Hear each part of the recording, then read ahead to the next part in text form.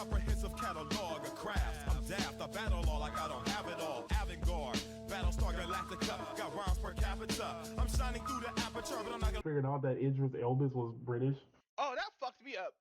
That fucks me up. bust no caps for ya.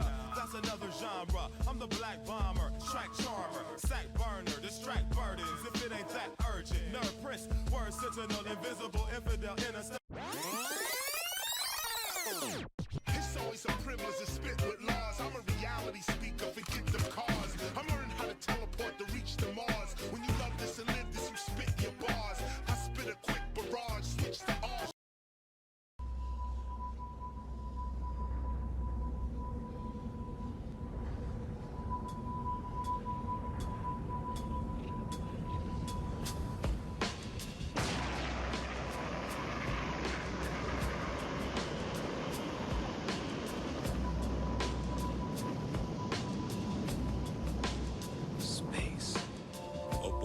The right to dream.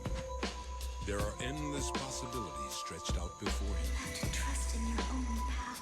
Whatever happens from now on, you stand firm and face your destiny without fear, but with courage. What awaits him down the path, he will then have to choose. No one's gonna give you a map. You've got to walk your own path. The children leave their homes in search of this quest. What is thy desire? As they search, they are always asking questions. What's out there? What's waiting for me? Why was I made? Who made me? And what did they make me for? Are you gonna go up into space with your old man or not? Maybe I'll never get over this. I've lived my life following my dreams, and I don't have any regrets. You're gonna just keep running away? Just keep running away? I'm not running. 8, 7, 6, 5, 4, 3, 2, 1, 0.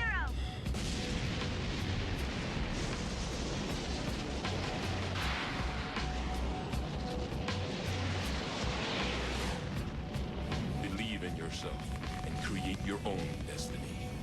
Don't fear failure.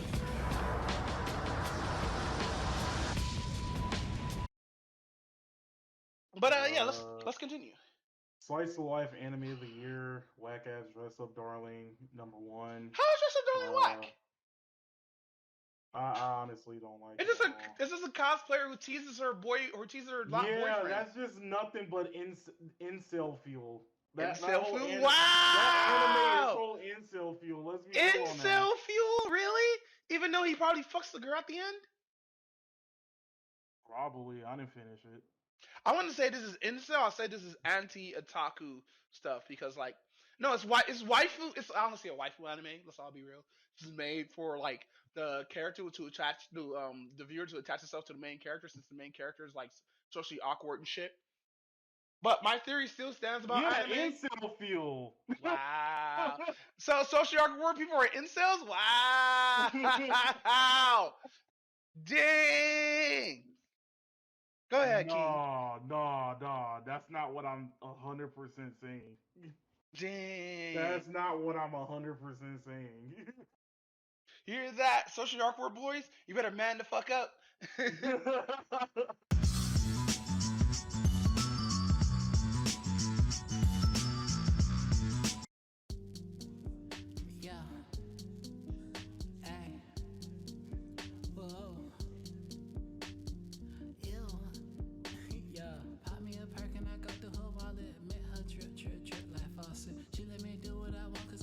She let me do what I want cause I'm awesome. Cut a little beat, awesome, Johnson. We gon' get married like Nas and Khalees. We gon' break up just like Nas and Khalees. Bombings on my legs, Nikes on my feet. You gon' paint my motherfucking feet. I'm gon' paint her motherfucking feet. We gon' live amongst the elite. They came a long way from hanging in trees. My bitch hair long, look at her weave. All a nigga had to do was believe. Can I have some pussy, bitch, please? Can I have some time to myself, bitch, leave? Been going through some shit, can a nigga just grieve? Damn it, hoe, that's a new pet peeve. Thumbing her whole red bitch like sleep. Chain on my neck, got cocaine on my necklace. Been in LA too long, my ex-girlfriend on my Sorry, I just want to do that. Make sure people are here. fuck, I'm texting. Ew, stop hitting me up. Get on my dick, nigga, get on my nuts. Hop on my dick,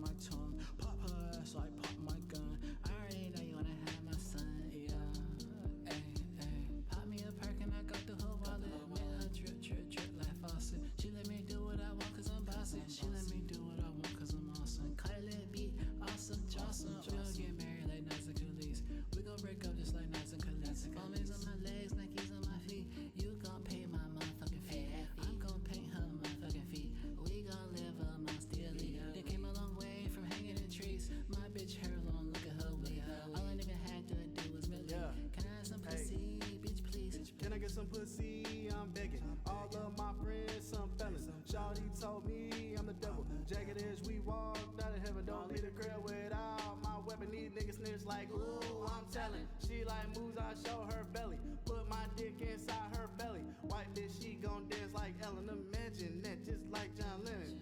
Imagine all the bitches throwing that ass on me. Ooh wee. I'm impressed by how she wants. Shoot my shot like Rashi Wallace. Strapped up with that whatchamacallit about to pop me a perk and I got the whole wallet. Met her drip like faucet. She let me do what I want cause I'm bossy. She let me do what I want cause I'm awesome. Kylie B, awesome, Johnson. We'll get married like Nice and Khalees. We gon' break up just like Nice and Khalees. Always on my legs, Nikes on my feet. You gon' pay my motherfucking fee. I'm gon' paint her motherfucking feet. We gon' live amongst the elite. They came a long way from hanging in trees. My bitch hair long, look at her weave. All a nigga had to do was believe. Can I have some pussy, bitch please? Bitch please.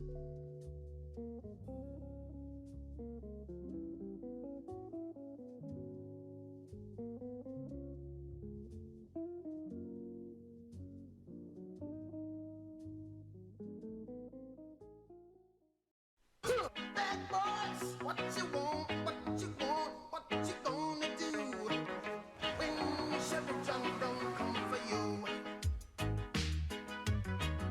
Tell me what you wanna do, what you gonna do? Yeah, bad boys, what you gonna do? What you gonna do when they come for you? Bad boys, what you gonna do? What you gonna do when they come for you? Nobody now give you no break. Police now give you no break. That old soldier man now give you no break. Not even your eyes now give you no breaks. Hey, hey, bad boys, what you gonna do? Or what you gonna do when they come for you? Bad boys, or what you gonna do? Or what you gonna do when they come for you? Cops is filmed on location with the men and women of law enforcement. All suspects are innocent until proven guilty in a court of law. ご覧のスポンサーの提供でお送りします。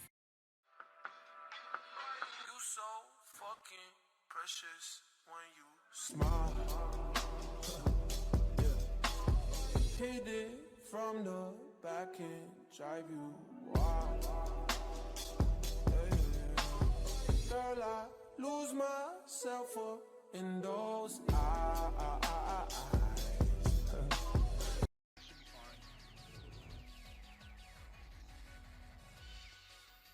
Let's do this, bitch.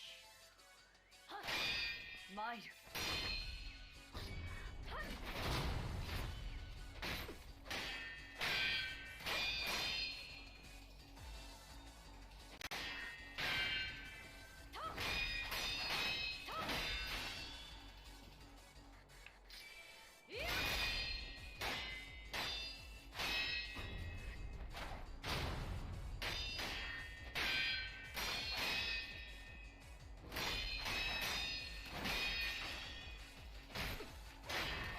No damage, let's go! Take that!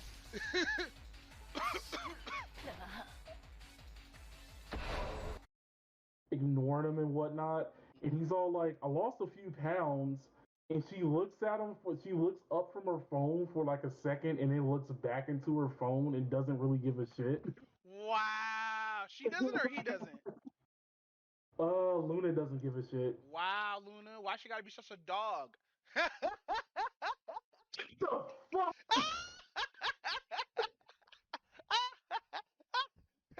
Best pun ever. Don't call her a bitch, call her a dog. Damn it. One lonely evening alone home, end up with carpal tunnel syndrome. It might seem coming soon to... You've just seen clout in action. Why? Because fuck them, that's why. Stupid faggot little cocksucker! Hi. Main system activating combat mode.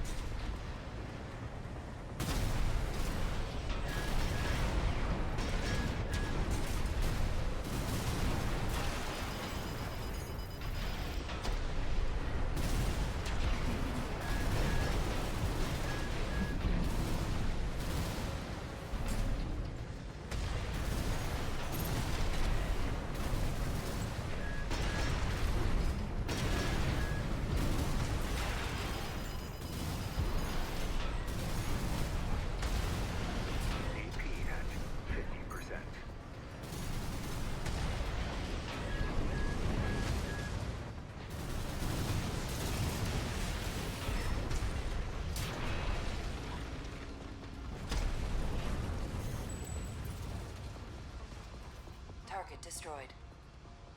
Concluding evaluation. Well done.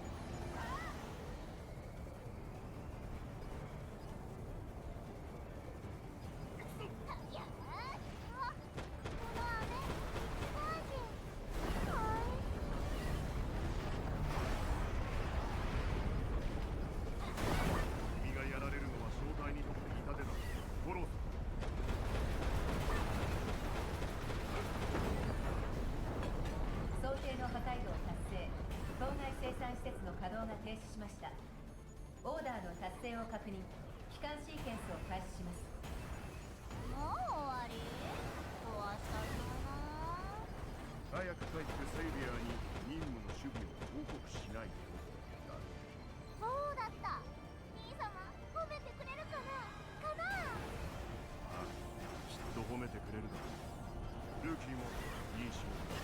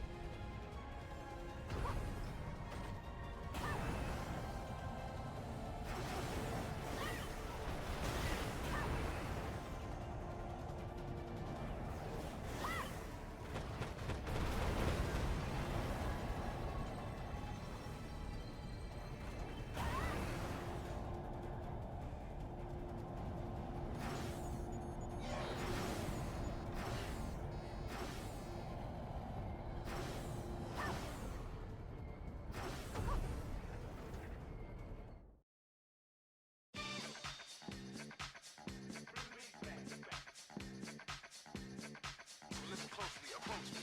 Suckers mostly. Those who try to treat me like greater than toast me impossible. I cut a sucker in small chunks, make more rhymes than Michael Jordan makes slams. I'm slow.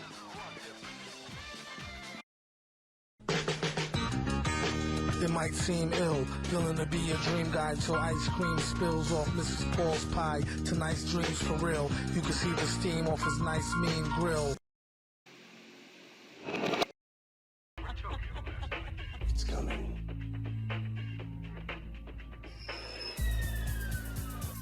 The world will not be destroyed.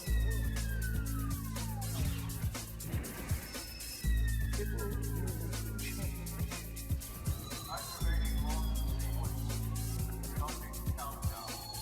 I just control the operation of the system. Deciding to use it is the job of the Aerials. I don't like this. I've got a real bad feeling.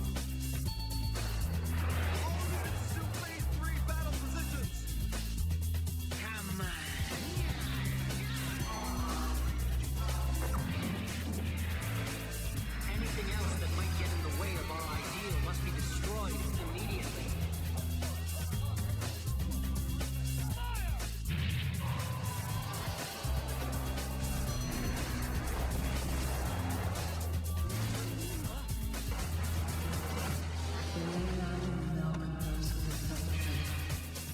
Are you crazy? Eliminating the boundaries between Thinking is not enough. Let me repeat that. If this mission fails, if we are unsuccessful, we have no future.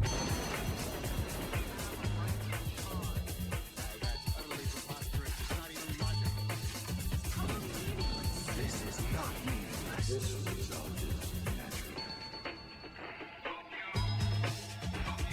Commence destruction.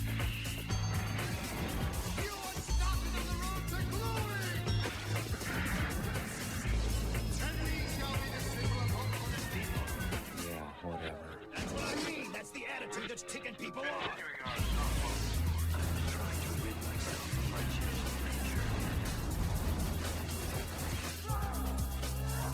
Stop it, please. So you think the complete God? Of course not. It's just like it is with the stars. There are bright ones and there are those that are dim. Why can't I make you understand? This is insane. Nothing good can ever come from staying with normal people. この番組は角川書店ランティストご覧のスポンサーの提供でお送りします。命を燃やせ。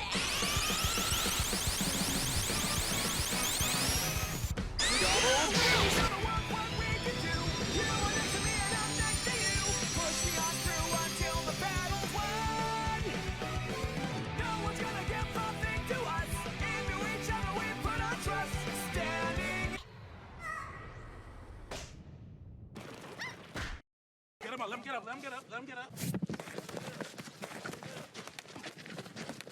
Yeah, fight back, nigga. Fight back, nigga. Fight back. Fight back.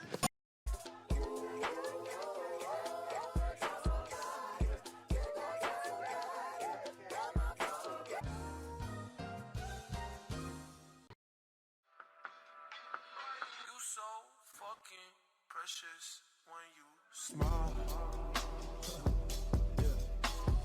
Hit it from the back and drive you wild. Yeah.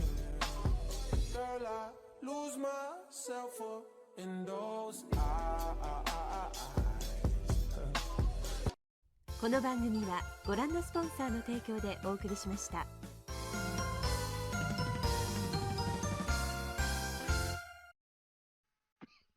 There was Chainsaw Man. Oh, that yeah, did kind of end too. Fuck. So when did we last left off? Because I don't remember. I think we left off on episode 11, if I remember correctly. That's when they first showed the angel dude. Yeah, that's when they first showed the angel dude. Because remember we were talking about like how that was like an oxymoron. I know, right? I was like, yeah, that's definitely like an oxymoron move. Hey, man, stomp him in the nuts. I'ma stomp him in the nuts. Stomp him in the nuts. I'ma stomp him in the nuts. Hey, yo. The Boondocks energy was strong in his last couple episodes, my guy. Hey, the tiger knee was strong as fuck, wasn't it? And like, fucking that whole clash. I know we're like going backwards in episodes, but that whole clash thing in the last episode or whatnot that they did, that was wonderful, my God. I was impressed. Facts. But no, let's talk about fucking Crazy Girl Kenobi, or how do you pronounce her fucking name, bro? Yeah, how Kenobi. is she so fucking quiet? It's like she's just. Right? It's like they show the clip of the bad guy there. Cut to the hero, then they go back. She just has a knife at her throat. It's like, where the fuck did she come from? Facts. It's like her power is like coming to frame. I think she has that same shit Toga has, but like without the being like yandere-ish. Oh, right. Cause like, I can't explain what the fuck she is, my guy. She's just like, cause she's extremely timid, extremely scared, and like, but she's a murderer. Be like, she's pure fucking just death. And then we get the best girl, the Spider Girl. Oh yeah, we get the Spider Girl. Yeah, she could tie me up in her web. Damn it. But no, how'd you enjoy Chainsaw Man? Man, I loved it. Like, but as a whole? Yeah, I'm definitely like looking forward to more because I was not expecting to like actually like the anime and whatnot. Yeah, I didn't expect that. I was like, everybody's. You know how we both hate when anime gets like overly hyped at us, bro? I didn't suspect this was gonna be that good, but I'm probably not gonna watch season 2. I think I'm just gonna be good with this one. Wait, how come? A friend told me something, and like, no, mind you, I'm probably gonna get to it, but I don't want to read it though because like, I believe if I read it, I'm not gonna be able to enjoy it once it comes out fully because this is gonna be an anime now. Now that I know it's gonna be like this, I'm gonna have to wait till the whole anime comes out and then watch it. True. And shit, I still gotta watch JoJo, by the way. Fuck, I didn't finish that yet. I'll probably finish that pretty soon. But no, fucking man, that was Chainsaw Man. I'll give that like. Who's best girl, my guy? I'm gonna have to go with Power. I know like a lot of people like the iPad chick. Even though eye patch chick could get it, but bro, she threw up in a nigga mouth, bro. I can't, bro. Uh, she vomited in my mouth, my dude. Oh, ugh. Like, and she smokes cigarettes too. I can't. Yeah, that was weird. Well, actually, I'm not gonna say it was weird though, but like, But like, that was kind of interesting. yeah, Power can get it, but I don't know her age. So like, I would say she's like probably secondary best girl to like, crazy Yandere or whatever dairy she is. Yeah, that's true. She's way too petite for me though. That's the thing. But I don't know. She said it was either doing being a prostitute or this, and she took the latter, which is doing this. Yo, she she thought this was the latter. Hey, hey, yo.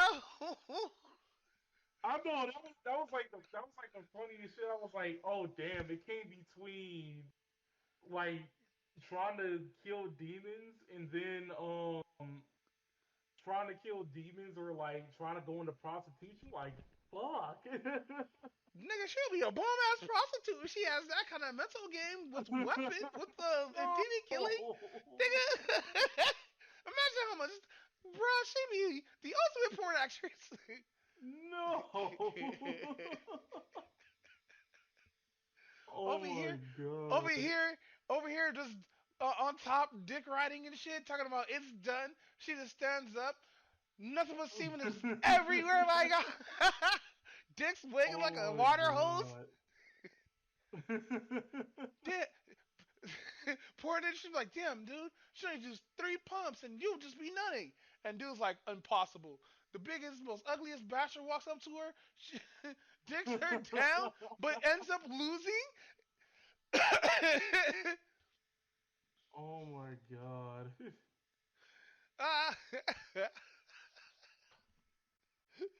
She be calling niggas 2 pump chumps and shit.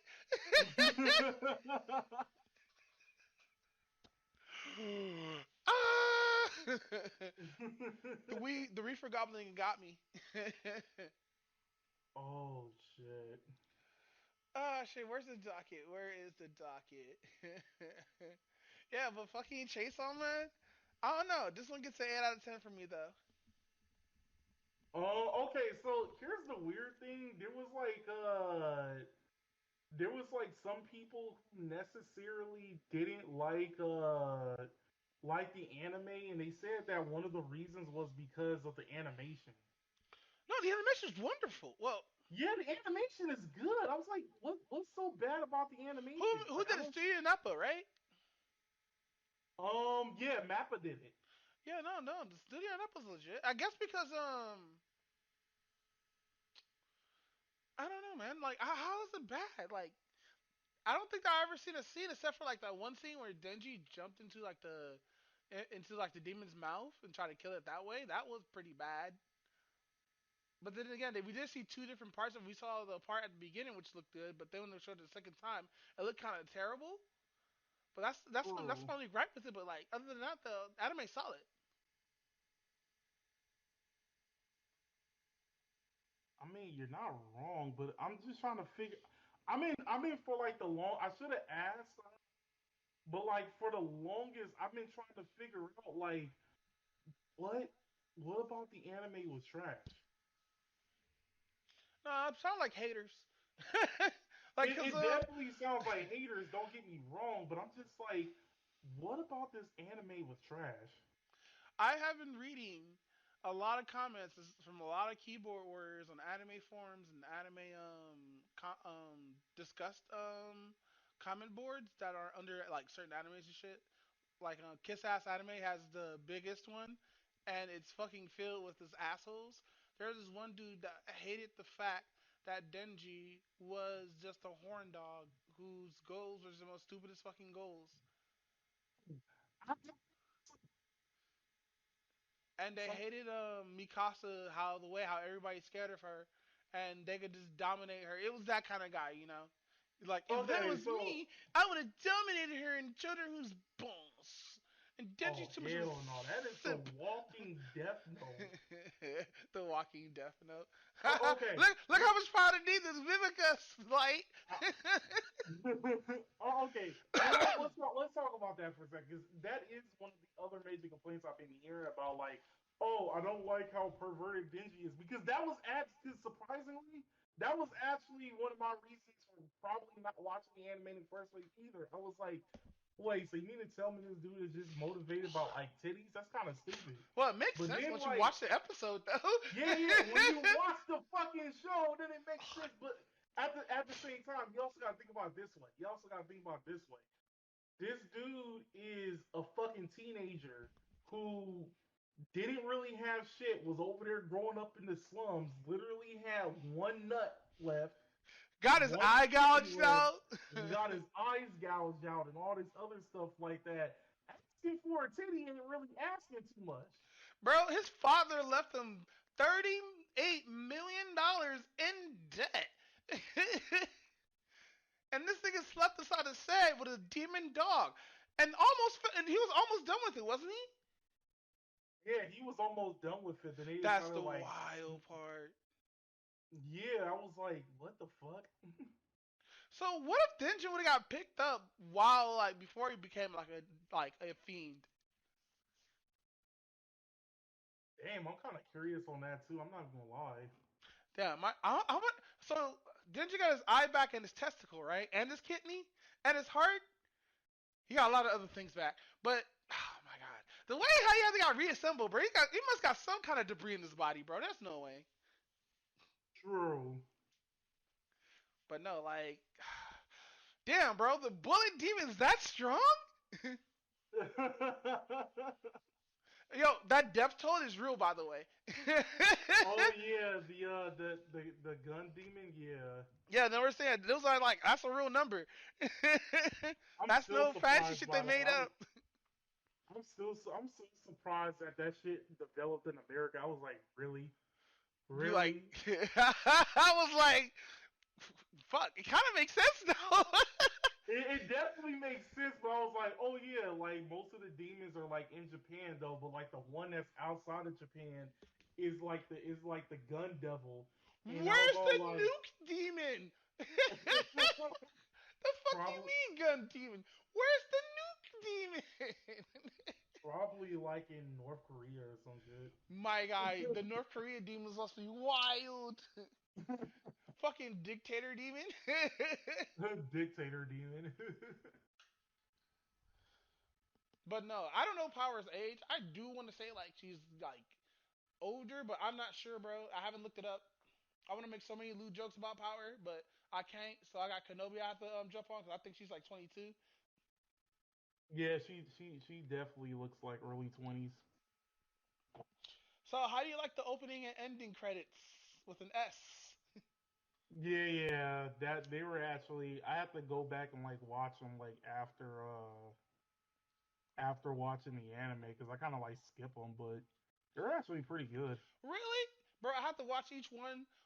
Whoever those artists that the commissioners for those, like Studio Napa, thank you for that shit because that shit was amazing.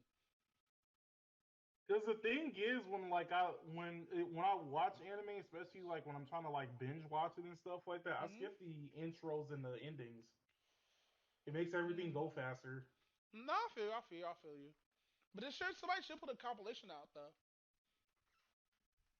Wait, has somebody put out a compilation or no? I don't know. I had to look that up honestly, but I'm assuming that somebody's gonna do it though. Yeah, I believe somebody's eventually gonna do it. Stomp 'em in the nuts. We'll stomp 'em in the nuts.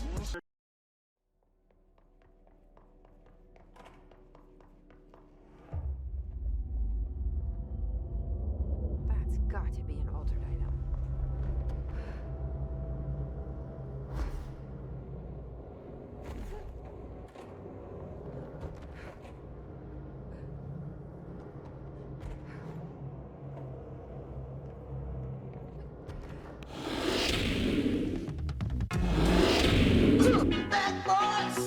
Get him up, let him get up, let him get up, let him get up. Jerked you off at super speed so it'd.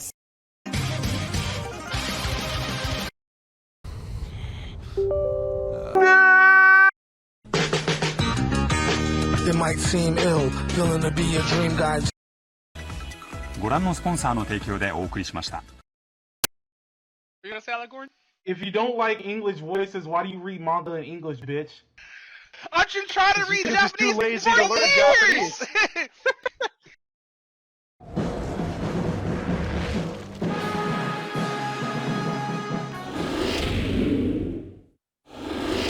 You know what makes me sad?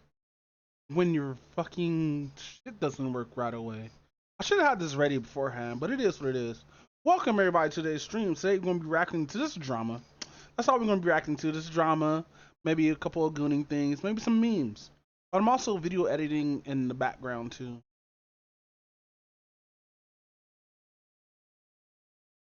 Let me check if my porn is still in the background. That's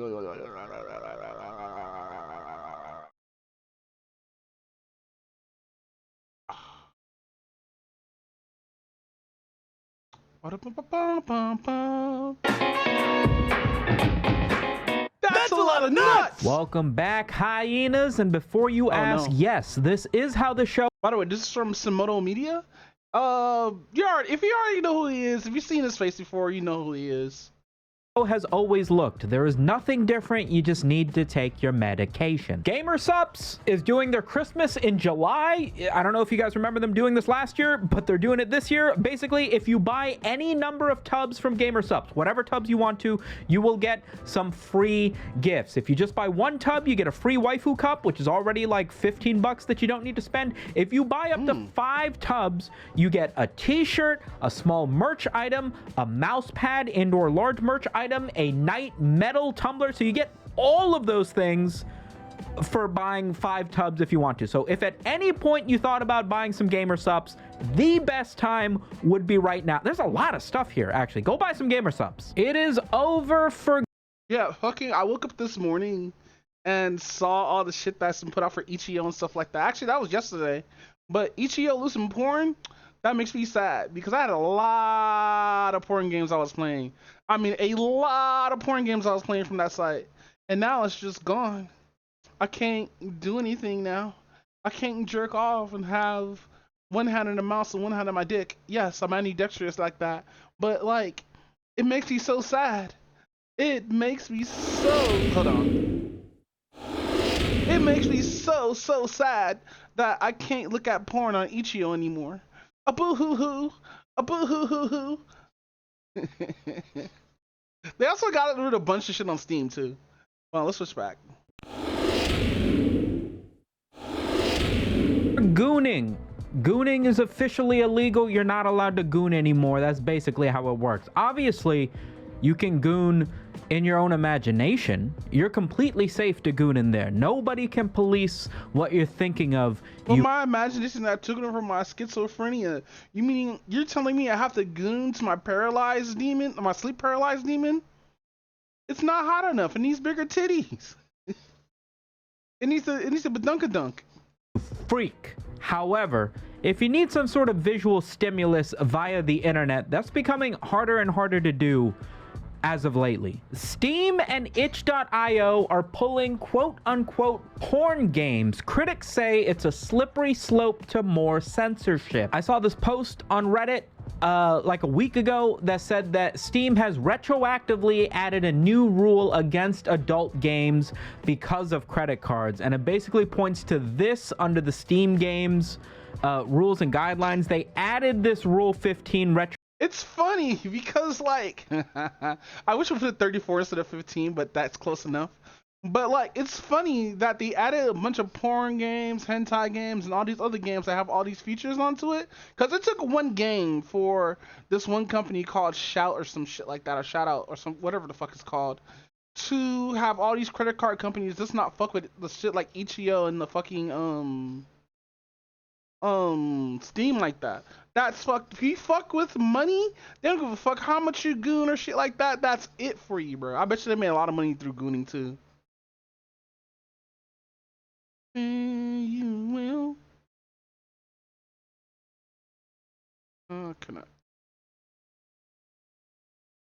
Not connecting. No, I gotta figure out how to connect.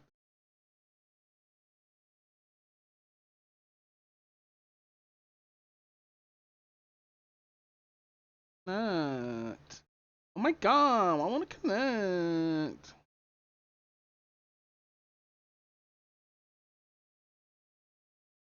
Oh damn, passwords need only have that. No, it's not starting.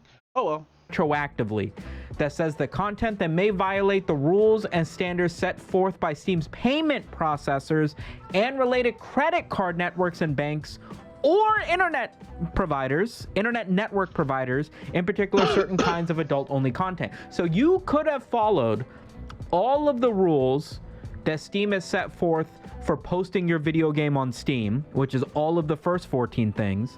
And as of like 2 weeks ago, they've added this new rule that says, oh, by the way, you also can't violate any of the rules that are set by like Visa or MasterCard or PayPal or your internet network provider. If Verizon decided 2 weeks ago that they don't want furry porn going over their fucking internet networks, well, guess what? You're in violation of that rule for that furry porn game that you made and downloaded 10 years ago. Oh, excuse me, guys. Oh, damn, the shake is strong. Maybe I'm coughing like this to the shake. Oh, shit. Give me like 2 seconds. Mic off. Mic on. Mic off.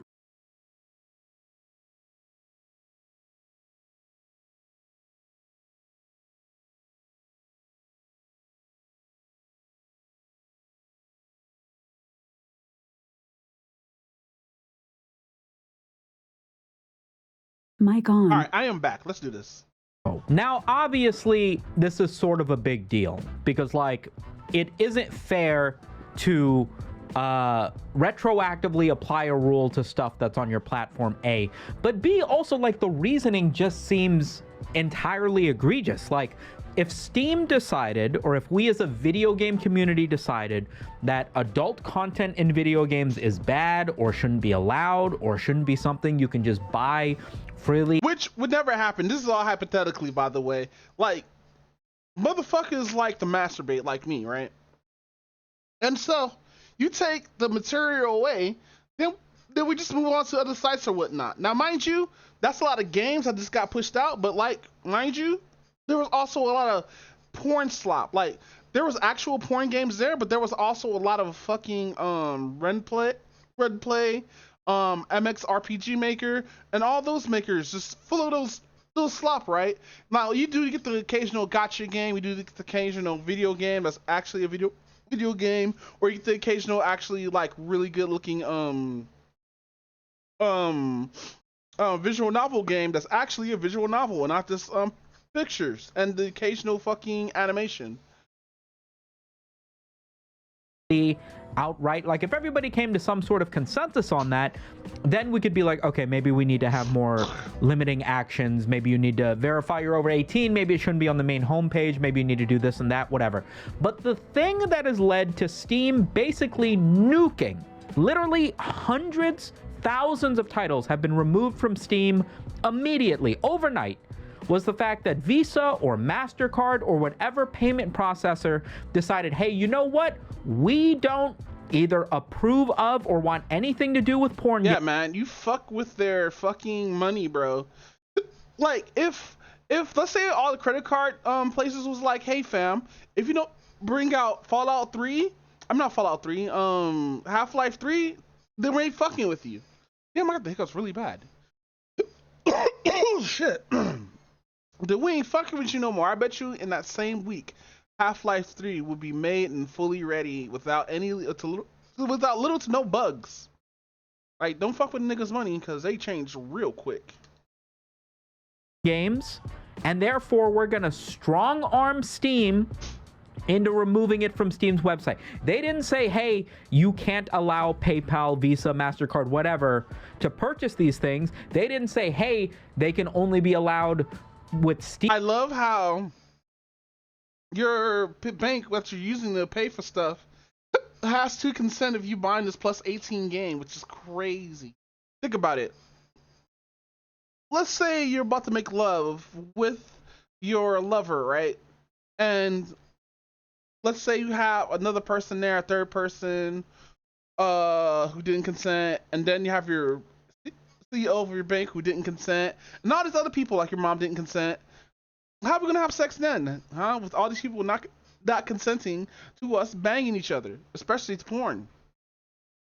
But it is what it is. Even though I've been on a lot of porn sites, I rather have it to where you have to submit your ID to do a lot of this stuff, like global wide. But also at the same time, I don't want my ID to be online like that, even though it will be online, and it has been online. But it is what it is. Let's continue. Steam credits, and that way you're buying Steam credits and not paying for the game. No, they said, we're not gonna fucking allow you to use Visa, MasterCard, PayPal, whomever, allegedly, right? We're not gonna allow you to accept our payment processing whatsoever on your website unless you nuke every one of these 18 plus games, because we decide the morals for gamers. Now, obviously, the only information we have is that Steam is removing these 18 plus video games, titles, visual novels, and what have you from their Steam library. And they've retroactively added this Rule 15 that specifically states that you can't upload anything to Steam's video game database that interferes with the ethics, morals, rules, and processes set by their payment processors, right? So we're kind of... I want to see I need to find a video. People saying that this is a bad idea for Steam having porn in their games when they first released porn in their games. I want to see if this is on their bingo card.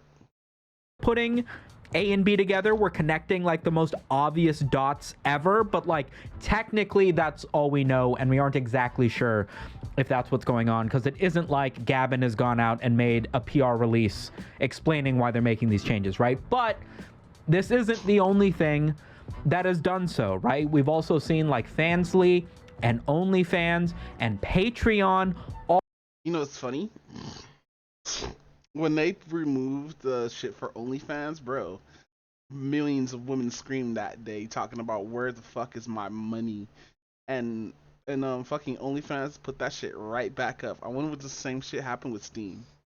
I'm being serious. I bet you Steam made a shit ton of revenue through this, but at the same time, I bet you it's gonna take like an outcry of their revenue being hit for them to actually do something or add it back or whatnot.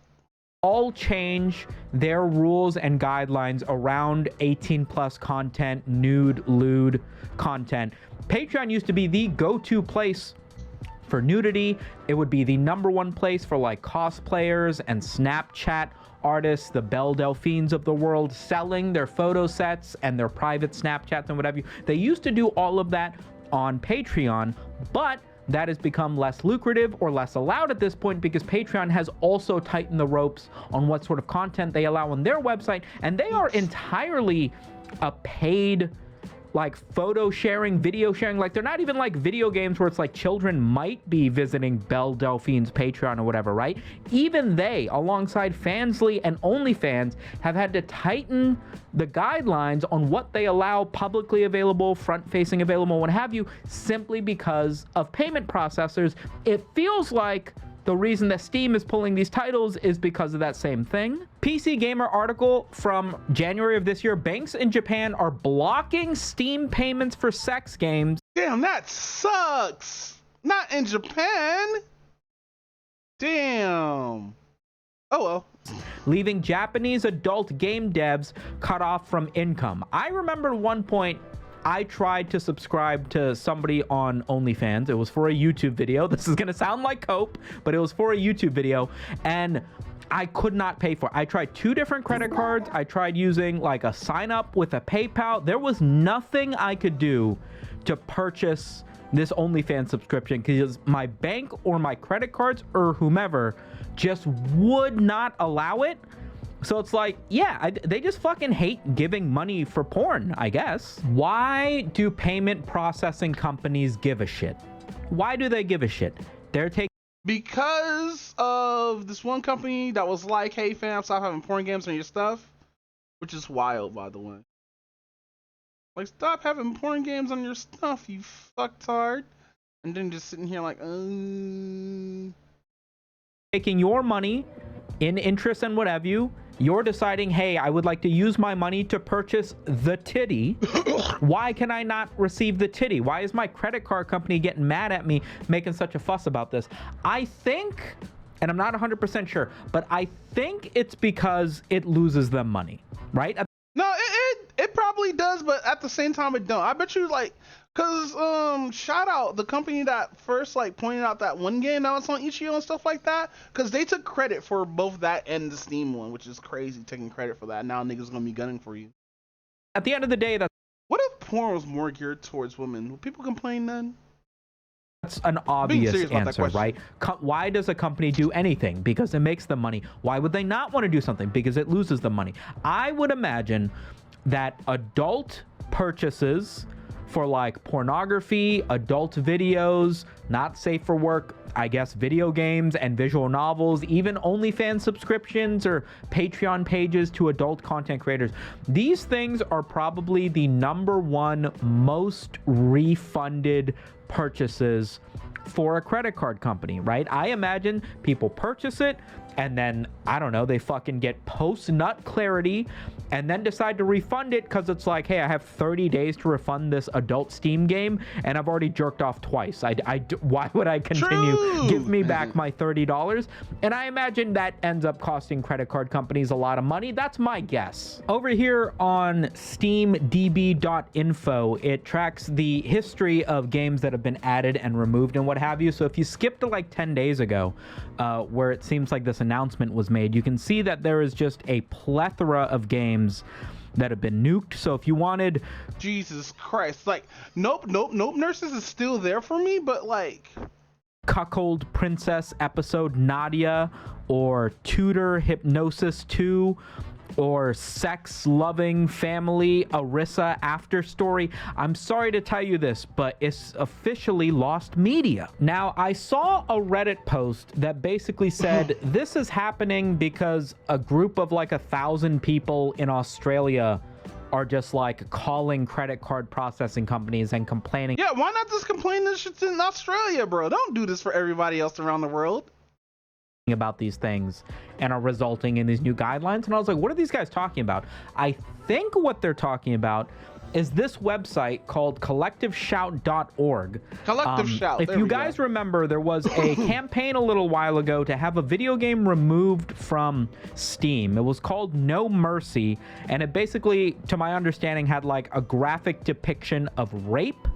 And that was like a main focus of the game, and so they wanted to have it removed from Steam, and I believe Steam did remove it, and I think it was actually on Steam for a while and nobody really cared, but then this activist group, anti-pornography sexual exploitation group called Collective Shout put together a campaign, bitched out to Steam and got the game removed, which is fine. I don't need rape in my video games, right?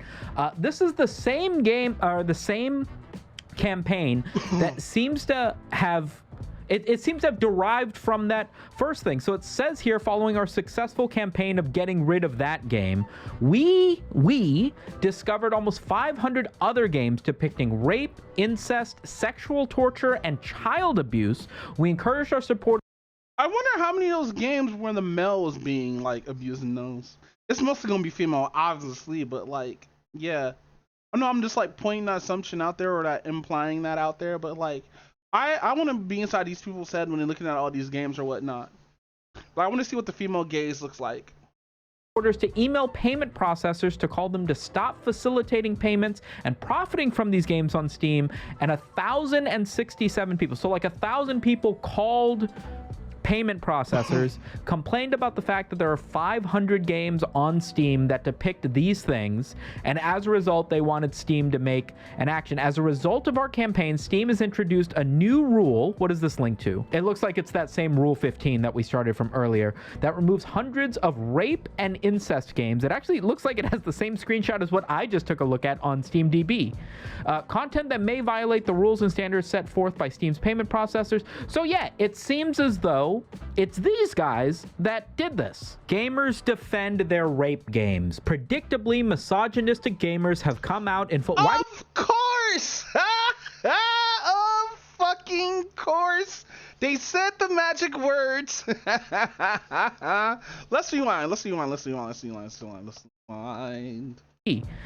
Content that may violate the rules and standards set forth by Steam's payment processors. So yeah, it seems as though it's these guys that did this. Gamers defend their rape games. Gamers defend their rape games. I want to see a gamer defend this. Like, mind you, a lot of porn games are gone. I used to play like porn games too or whatnot, but like not like that. I still have like a couple of them on my fucking library. I'm waiting to grab Nope Nurses, which is a meme. That's just on there because of a meme or whatnot. I'm just gonna be watching the hentai and that's it. I'm not gonna be reading or watching reading or playing anything. But that's besides the point. Fucking yeah, that's crazy. I wouldn't see anybody try to defend that because that would just put them out as a gooner.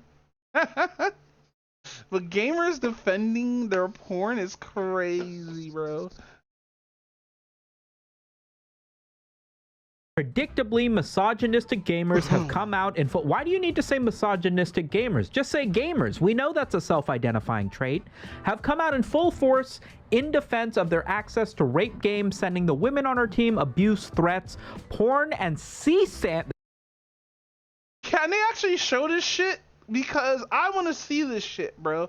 Because no, not the CSAM or anything like that. I'm talking about the people being harassed. So we can go out these people harassing them, and then let the loop keep growing. You know. That's fucked up. Using and distributing photos of our faces and encouraging us to kill ourselves across multiple platforms and via email to individuals. Also, why don't they just go to Twitter with this? This would be fun to get all the fucking CSAM and all the other shit that's on Twitter out of here, bro, because there's a lot of porn on X that's just revenge porn or somebody being raped.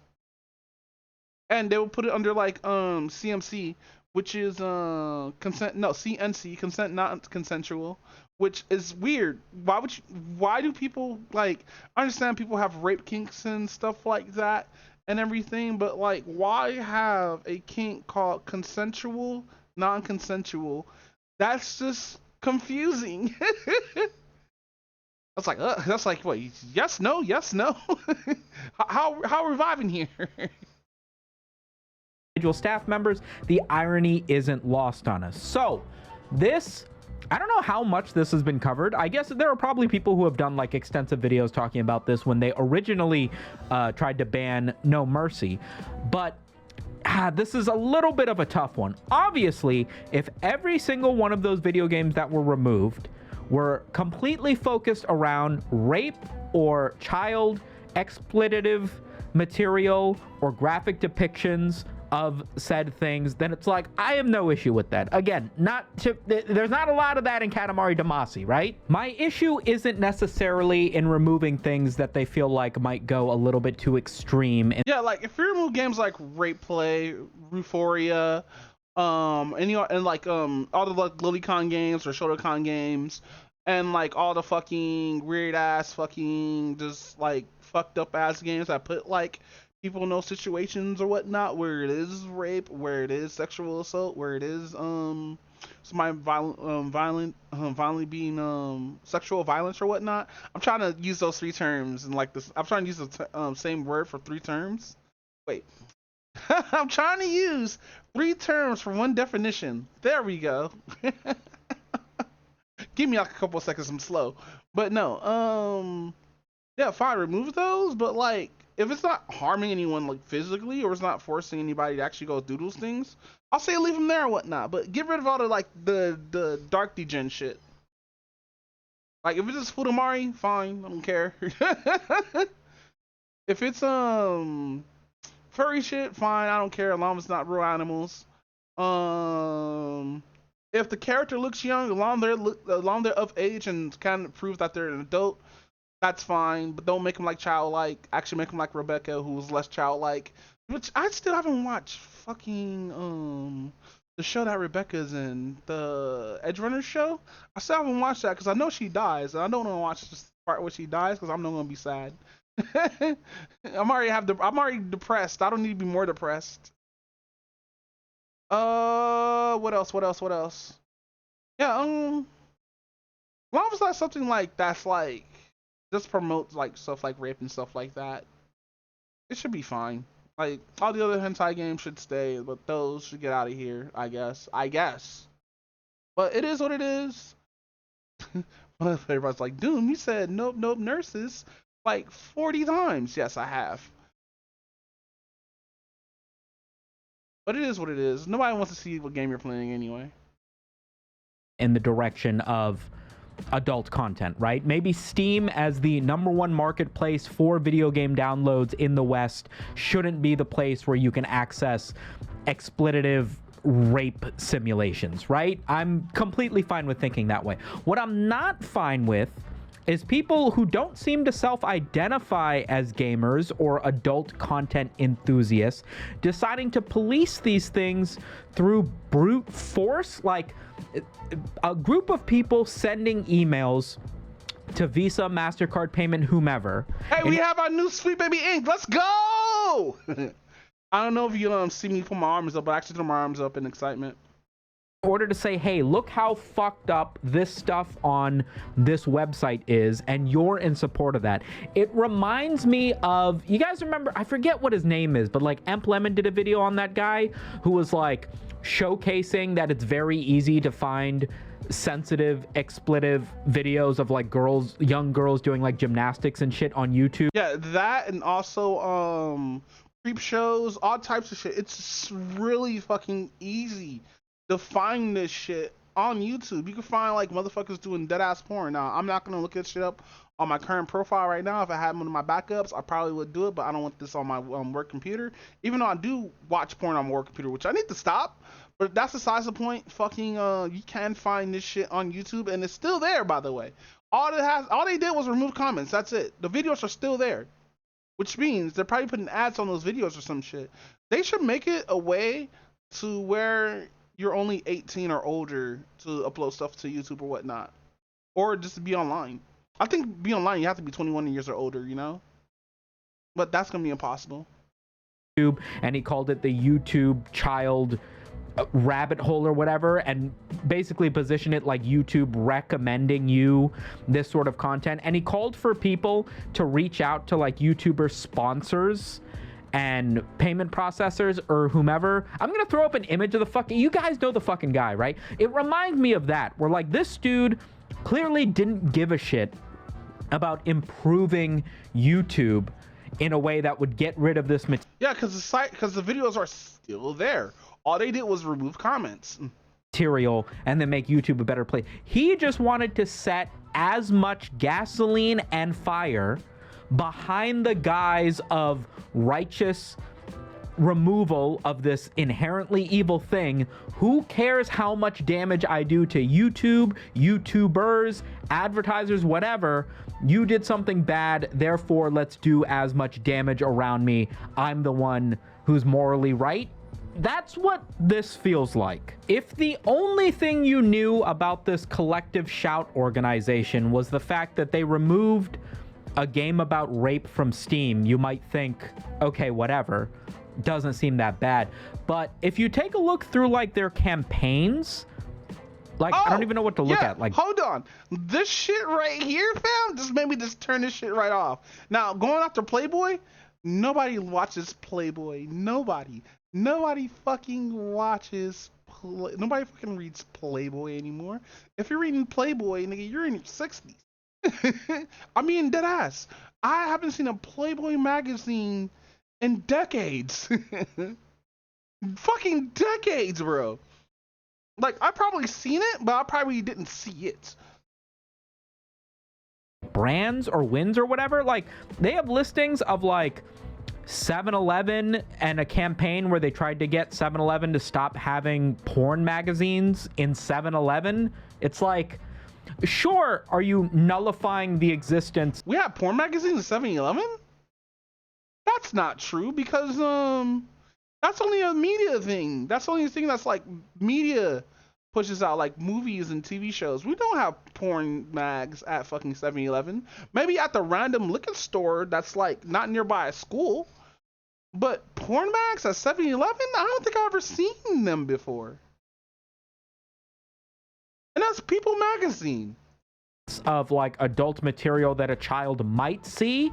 Sure. Are you also seemingly policing the most minute, irrelevant shit in the world and calling it a win for society? It also feels like it. A lot of the stuff is like advertisements that people are doing for like cafes and like magazines and like clothing companies. Like every time somebody does something that's got cleavage or slight nudity or something in it, we're calling for the removal of it under what's the Andrew Tate shit? cleavage or slight just Andrew Tate nudity or something in it. We're calling for the removal of it under the guise of like, what exactly? Like a bunch of these campaigns are, hey, the girls that are being sexualized in this advertisement or magazine or photo shoot or whatever look kind of young. Fair enough, right? But like some of these are like, back in 2015, they held a campaign saying that 50 Shades of Grey glamorizes domestic violence. I don't know if you're going to win that one. Evidently, they have a new campaign where they are urging for Elon Musk to ban all pornography on X, given that Elon Musk just turned his AI companion into a porn bot. I don't know if you're going to win this one either, but if it isn't clear to you guys at this point... I actually agree with banning porn on X. That's a social media site. There didn't be porn on there. Collective Shout effectively feels like an organization that, like, I feel like they just are going to do anything for attention. That's kind of what this feels like. Like, it isn't like they're getting a massive amount of funding in order to change and shape the way that the internet handles adult content for the safety of children. It feels like a group of people that have nothing better to do than to bitch about stuff, and they're using their targeted, focused, hey, if we reach out to credit card companies, changes happen, to do shit like what's happening on Steam right now. Now, Sumito, what exactly is the problem with removing games that have incest and rape and characters that look way too young? Like, if we're removing that stuff from the internet, isn't that better for everybody? On the whole, I'd agree. You don't necessarily need to have that much dark stuff when it comes to something like Steam, the front-facing absolute hub of where people are going to be downloading fucking Fortnite. I could have picked any game, and I picked the one game you can't download on Steam. Stardew Valley. You don't need to have hyper-realistic rape simulators being advertised right next to Stardew Valley. That's not how Steam works, obviously, but you can kind of see how it operates that way. The problem is that if you go about this in a way where you're emailing Visa and MasterCard and telling them, hey, look how fucked up your, payment processing website is, we need to get rid of this, you end up overcorrecting. But who says it's going to be overcorrected? It has already been overcorrected. This Kotaku article, major gaming store delists. Yeah, the moving porn off of Ichi is crazy, because that's where a lot of indie people go and shit like that. And there's a lot of people who make really good porn games that are on Steam right now that are like, I don't think they've been taken down or whatnot, but like, I gotta check. I have to check now. All not safe for work games following pressure from anti-porn campaigners. This same campaign that has targeted the most egregious of rape, incest, whatever it is that you consider to be too much in an adult game on Steam, also targeted itch.io, if you haven't heard of itch.io, it's just a website where you can download video games. It works like Steam, but it's a website, right? They've got a lot of visual novels, they've got a lot of foreign games, they've got a lot of adult games. There's a reason you might use it. Okay, so there's still adult-only games on here, but a lot of them got removed. Like the cum rooms, like watch there's something called the cum rooms here. Oh, you give me the full experience, damn it.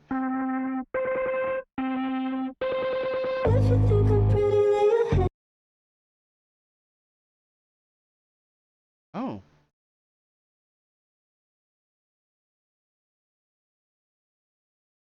Oh, she's, of course, this model's here too. It's $9.95. All right. In addition to or different to Steam, but they, following the pressure from these same anti-porn campaigners, this Collective Shout website and or the payment processors whom they were emailing, rather than removing any specific number of games that they feel like violates this random moral or ethical guideline that they've set, have, it looks like, temporarily hidden any Sexy game Neighbor? that is marked as not safe for work. Any 18 plus game, including ones you have already bought. So you could have gone Monster to itch.io and purchased a game that has nudity in it. I don't know, let's go with like The Witcher. Femboy Food, And that Femboy in Fuda House is now removed from your account, title. even though you've paid for it, because of a rule that's been implemented way after you've already paid for the thing. Just want to say not still a safe for lot of work titles game. there. So they're all not gone. It's just a not safe for work tag is missing. It's just all under sexual or adult content, which sucks. We don't need to think about why this is a bad thing. We can actively see why this is the wrong way to go about trying to accomplish removing graphically sexually violent material from Steam in the way that we're going about it. This is a stupid way to go about it. Here's the issue, right? The issue is that this effectively accomplishes nothing. For the most part, it accomplishes nothing, right? What typically has happened, like this isn't the first time that like guidelines have been set in place when it comes to adult video games and what have you. For many, many years, well before, I don't know if you guys remember this or if you're a long enough old. That's the time. Oh, okay. Like the ping system's cool at the start. Elder Podcast, I'm here. I kind of figured it would.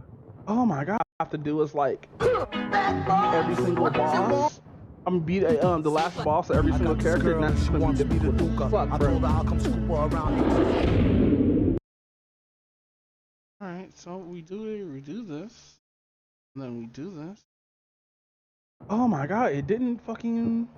Boom, where is the podcast? Sorry, I am doing the podcast at the same. I am recording. I am editing the podcast at the same time while I do my whole little while I'm reacting or streaming or whatnot, because I'm kind of overdue. I'm just doing this at the same time. If you guys want to see what I'm doing, however.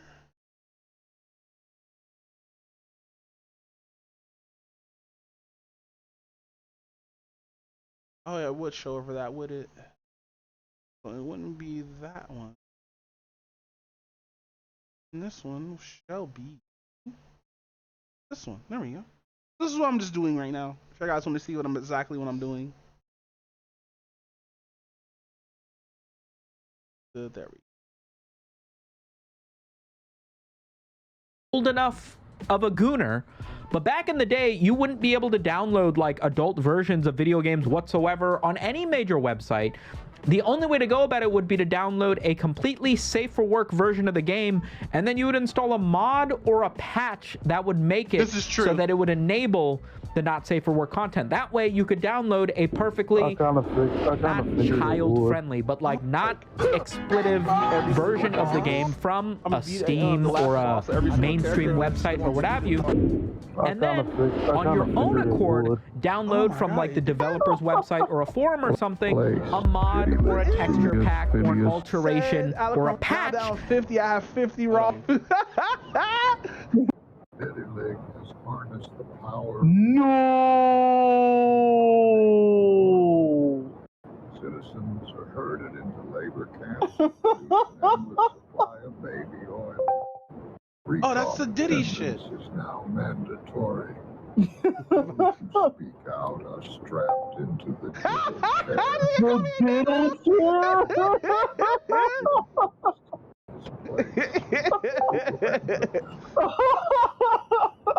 Mine's my third wife. Daddy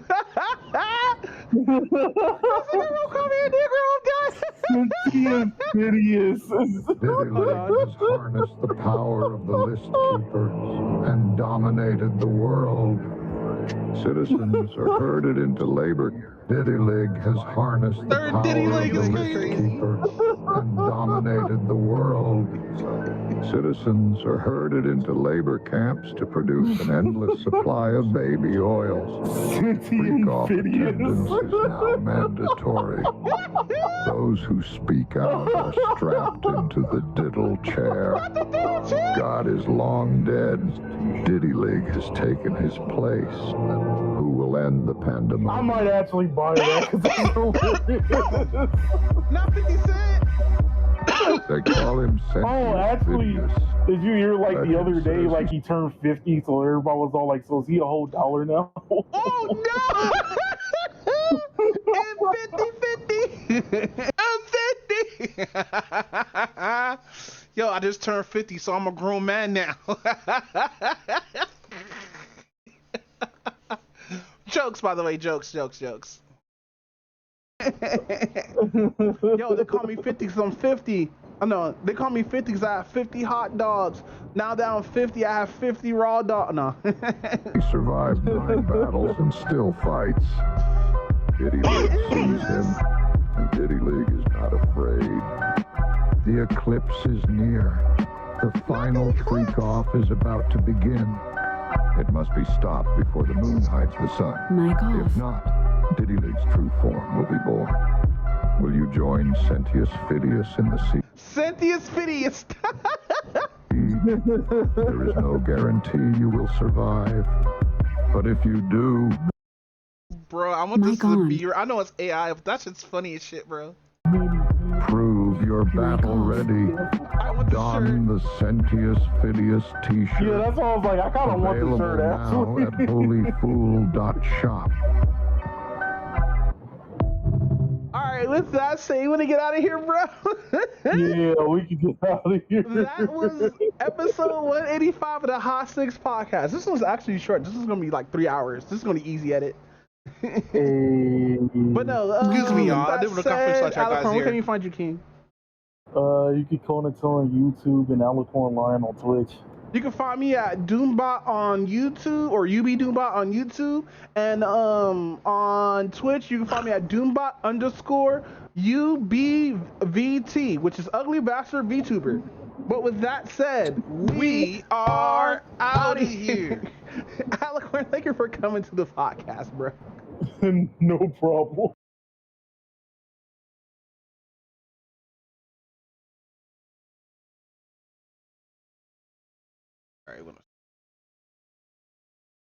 All right, are out of here.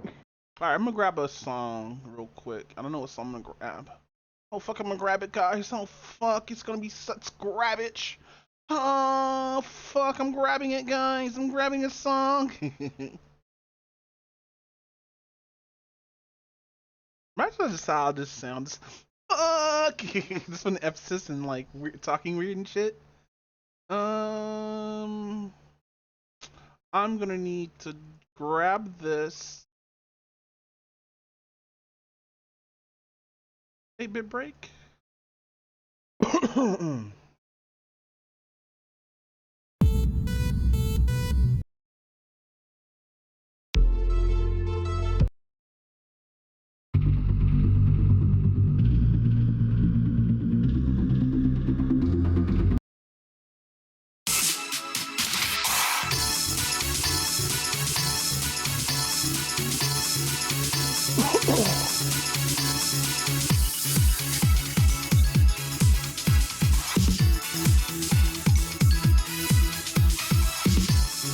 I forgot that Square Tomb Edition's actually good at doing this shit.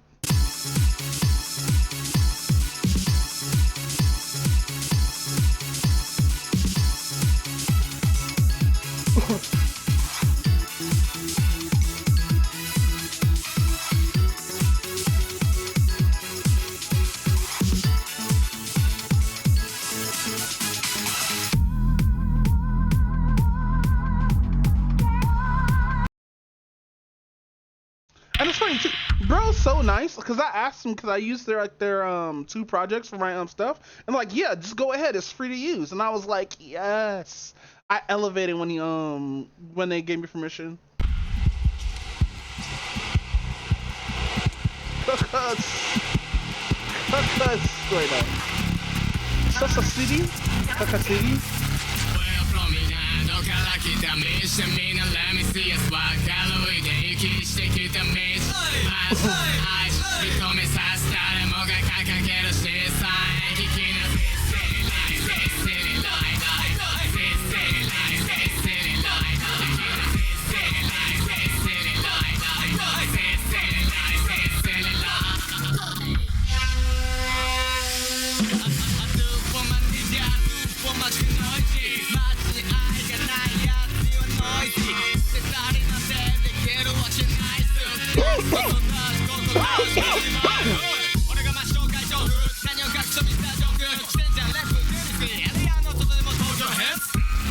sorry, this shit goes hard.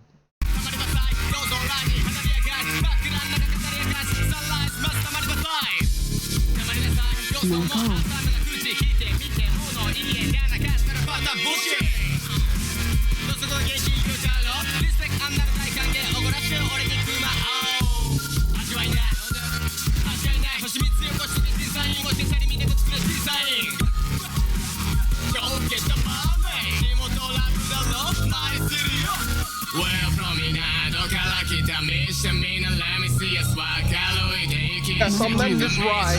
But this song goes fucking hard. I didn't like. I had this file for years. I didn't hear this song.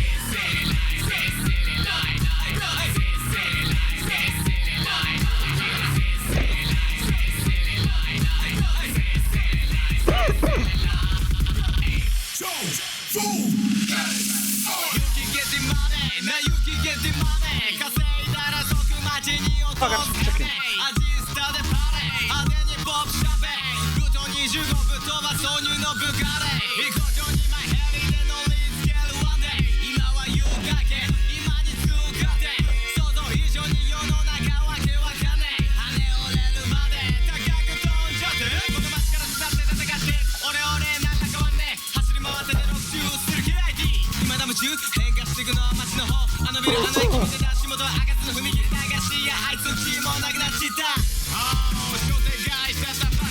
I'm pausing this just so I can react and give this fair use. Bro, this song goes fucking hard, bro. I didn't think this song would go this fucking hard. That's crazy. And yes, I do listen to Japanese hip hop, by the way. That's one of my like hidden niches. If you like, you have like city pop and you hear that Japanese, like that, that's why I got Plastic Dolphin in my hip hop playlist for out of fucking nowhere. But I do listen to Japanese hip hop. I do listen to Japanese city punk. I do listen to it's not called city punk, it's called city funk, I think.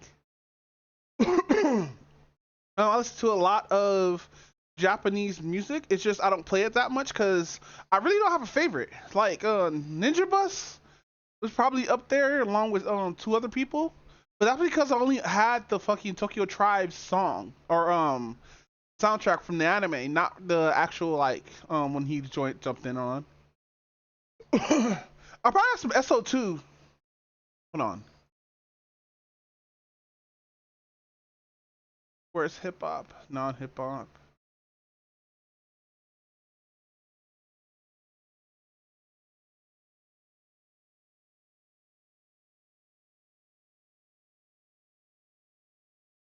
Yeah, since hold on.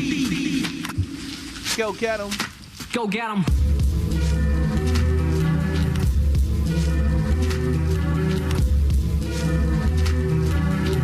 By the way, this is 2000s, late 90s, by the way. We're gonna look at this guy real quick. Sorry, Cemento, but we gotta make a new tab, my guy. Give this guy a follow. Cemento actually gets like good fucking content and shit out there and whatnot. That's my first time ever seeing him inside the chair, not standing at his desk, but.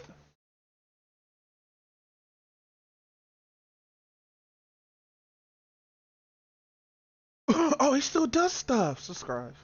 Is this the same dude? Oh, hold on. Subscribe.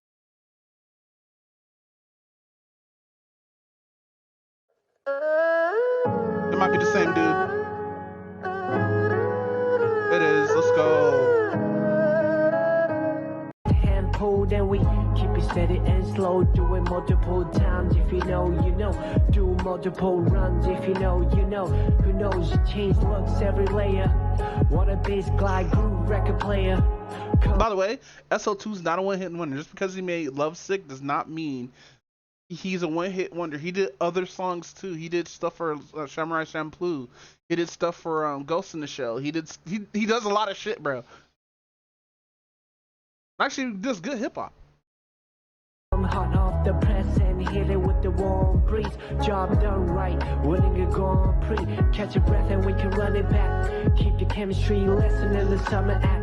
Condensed in a format you can binge it at. The comfort of your own home, can it handle that? Can I chill with you? Quite literally. It means the world to be able to meet up and chill with you. Right, liberally. It means the world to be able to link up and chill with you. I wonder if their version of hip hop comes from the same struggles, because our hip hop comes from the struggles of poverty, racism, preaching, and a lot of other factors and whatnot. I know Japan had like a huge ass boom in like the 80s or 90s, but like closer to the 2000s, no, actually no, closer in the middle of the 90s, because I know they had a big boom in like the 70s, 80s, and especially in the 60s, like a little bit after the war, they had economic boom. Fucking, from what I remember, what I learned from the history or whatnot, they actually had something called the Lost Generation. And what has happened was, because you see this in like movies like what's that fucking movie with the ghosts? Fuck, when I need 13 and she's not, and they not here. 13. Hold on. I'll make shit Vegas fuck.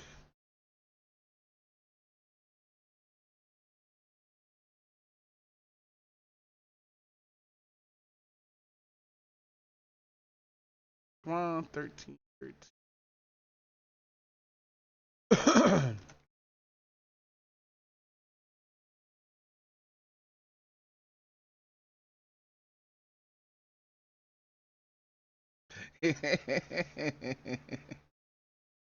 She gonna be like, what the fuck do you need me for? What's going on? Be like, oh, I just want to ask you for a movie title.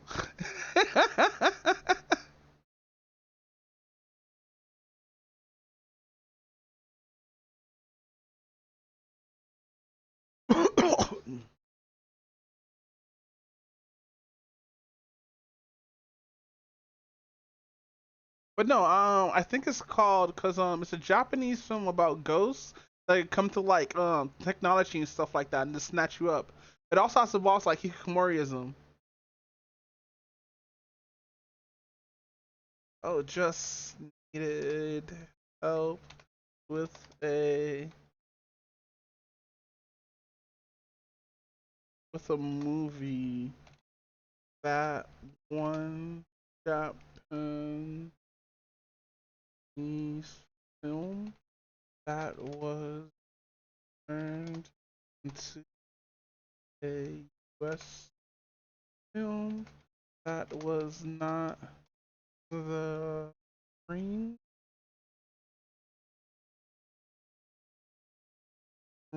or the other shit with the girl. It's that one where people were disappearing. When people were disappearing, shut-ins.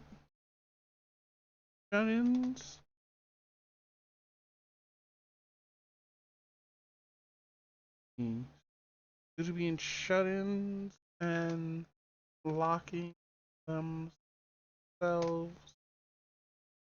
inside,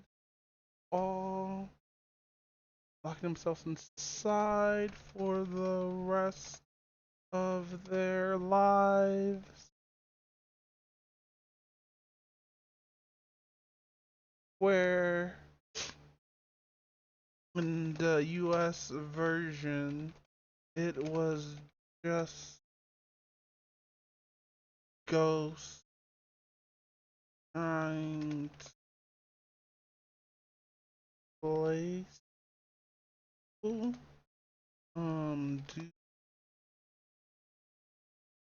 much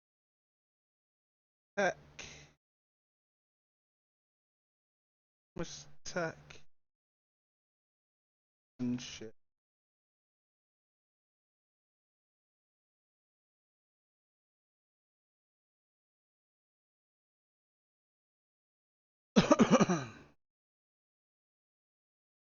She's not gonna know whatever the fuck I'm talking about. But given that whole description I just gave while typing and shit like that, there was a Japanese film where like where it was about the generation before us, the generation that was in the 90s and 80s that had to deal with the collapse because Japan bubble burst in like the 80s or somewhere like that. That's why you didn't see really that much stuff come out in Japan that wasn't that really that good, because there wasn't that really that much money coming out. Hold on. The Japanese bubble.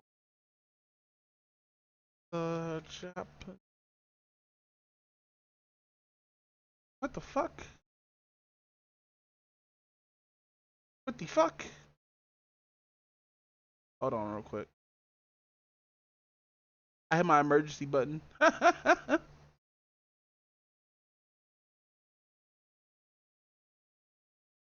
Alright. Japan. Economic.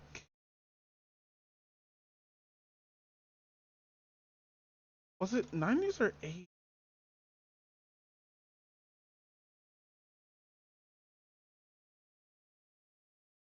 Let's watch Cold Fusion.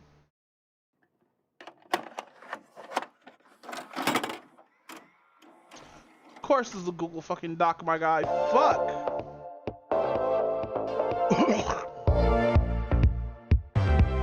By the way, this looks really fucking good to be in CG, because this is in lower bitrate or whatnot, where everything still looks fine, but it actually looks like it's getting seen through like a PS2 or PS1 lens. If I keep playing, you'll see it. Like, that is a CG render. That is not real. Like, this may be real right here, but when it cuts off to the next cut, you can see on the top of the buildings that it looks fake.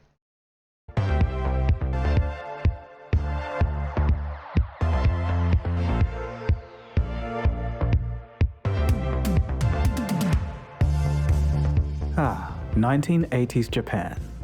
Tokyo was growing into a sprawling metropolis, reaching upwards into the sky and outwards as far as the eye could see.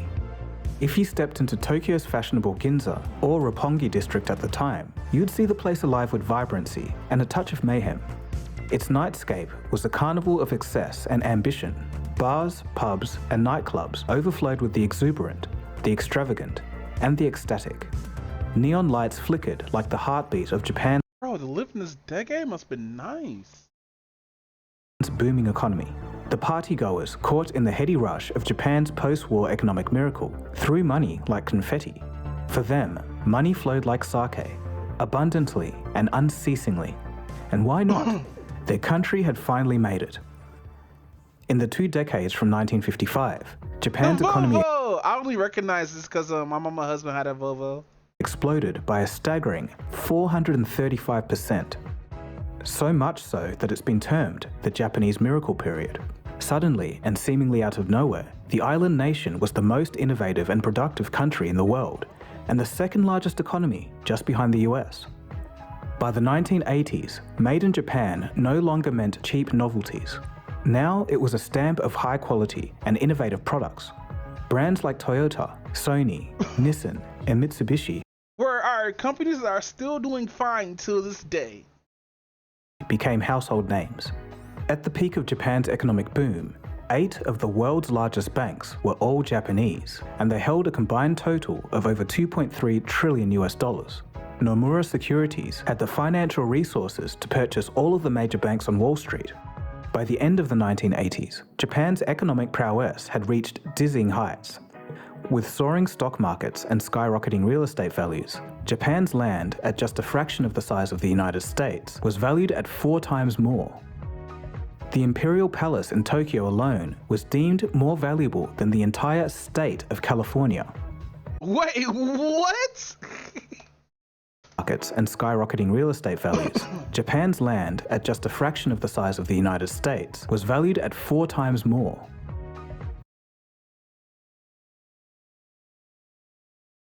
Versus now or back then, because I need an actual figure. Because that's crazy if it was worth that much now. And it was worth like that much this day. Damn, that'd be a lot of homeless people on the street. God damn. The Imperial Palace in Tokyo alone was deemed more valuable than the entire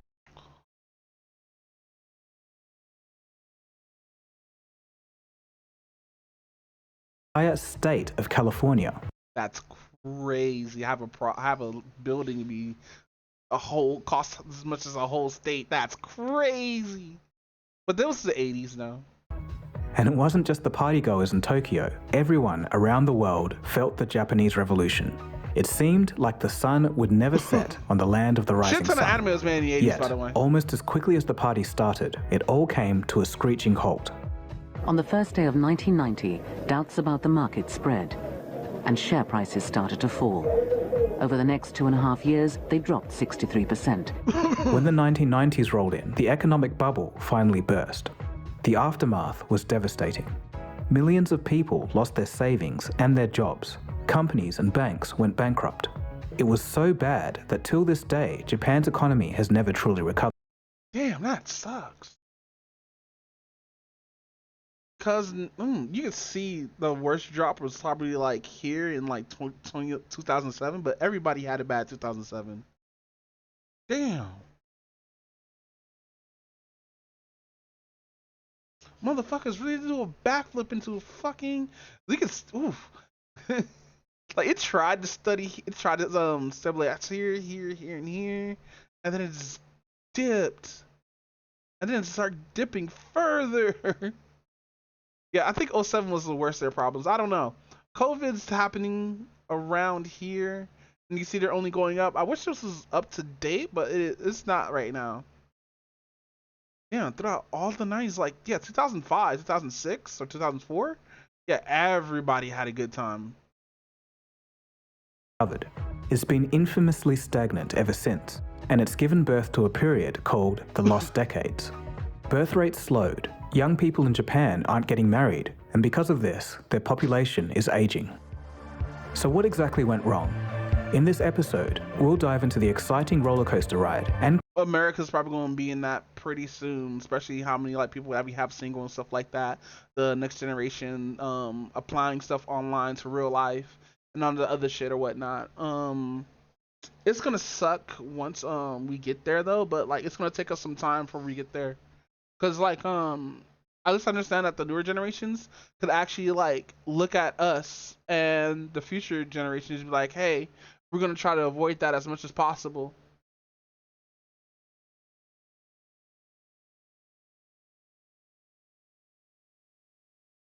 BVT, which is Ugly Bastard VTuber. But with that said, we are out of here.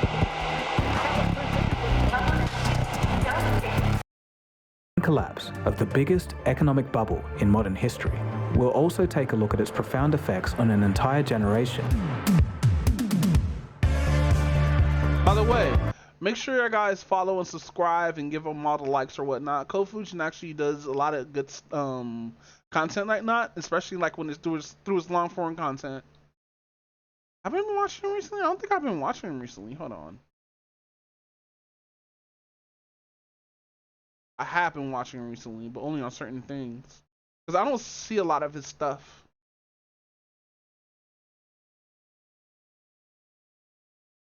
No, I definitely watched all this. Yeah, I definitely watched this. Wow. So YouTube does take away your history. Hold on. You guys gonna see my obsession with internet today, by the way. 2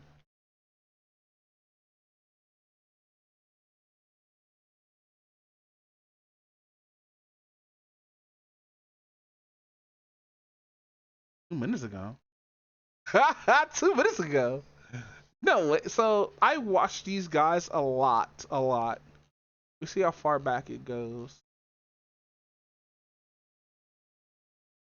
By the way, I will not be okay. As you can see, it stopped about 7 months ago. Even though I know I watched all these videos.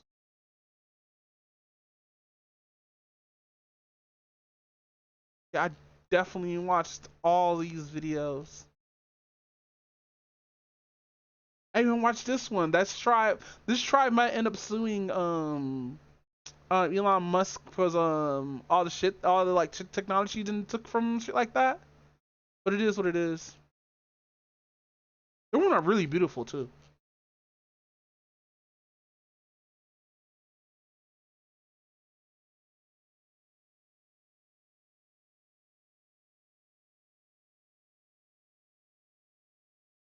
Yeah, I don't know why it's not covering 90% of this stuff.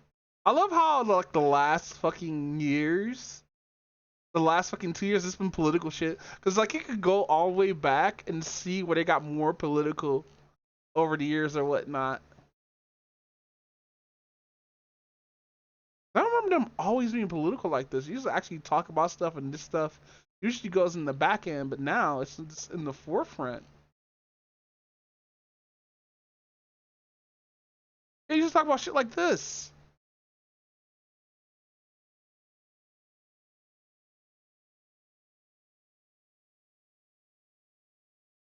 I think I know what it is. Like a day nap, news dump, Brit news, which no, they actually are pretty stable. Like you don't see like a buff in their views when they talk about politics, but you all see a decrease. Like, oh wait. Oh shit. Funding secured. This is their lowest video, I think. I know that a couple of videos I was like fucking in the 90s. Eat, sleep, game, repeat. When I saw this chair, bro, like that's like if you're like obese or some shit, you can't get out your chair or whatnot.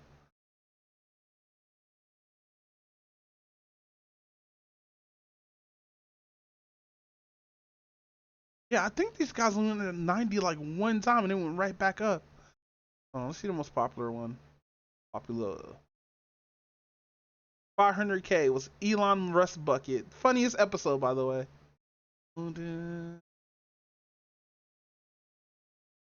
Yeah, so this is when they so they've been on more than 7 years when they would just do stuff on Machinima. When Machinima fell through, that's when they started throwing all this shit on here. So they haven't just been here for like 7 years. They've been doing this shit for a long ass while. A lot of the videos that they got, it's from like old stuff, like I think their E3 videos and everything. But like, I'm trying to figure out the point where they started talking about politics.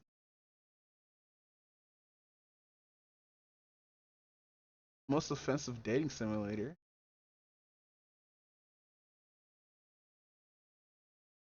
Oh, wait, this might be. Oh, this is when they're first talking about politics. We found it, guys, 6 years ago. Wait, no, guys, another 6 years ago. Trying to figure out. Cause here's fucking, I forgot his dude's name. Alex Jones, there we go. Alright, you know what? We're supposed to be watching this video here, but somehow we got to this video. Oh, right, because I made a question of since we had struggles in like the fucking 90s or whatnot, the 80s, 90s, and 70s or whatnot, and that's how we had hip hop on our end. And I was wondering, when did Japan get their hip hop? It looks like it's probably the 90s. You are watching Cold Fusion TV. And mind you, I don't believe in immolation unless you're British. But if you're a different culture and want to make hip hop, I'll listen to it. But it has to be good though.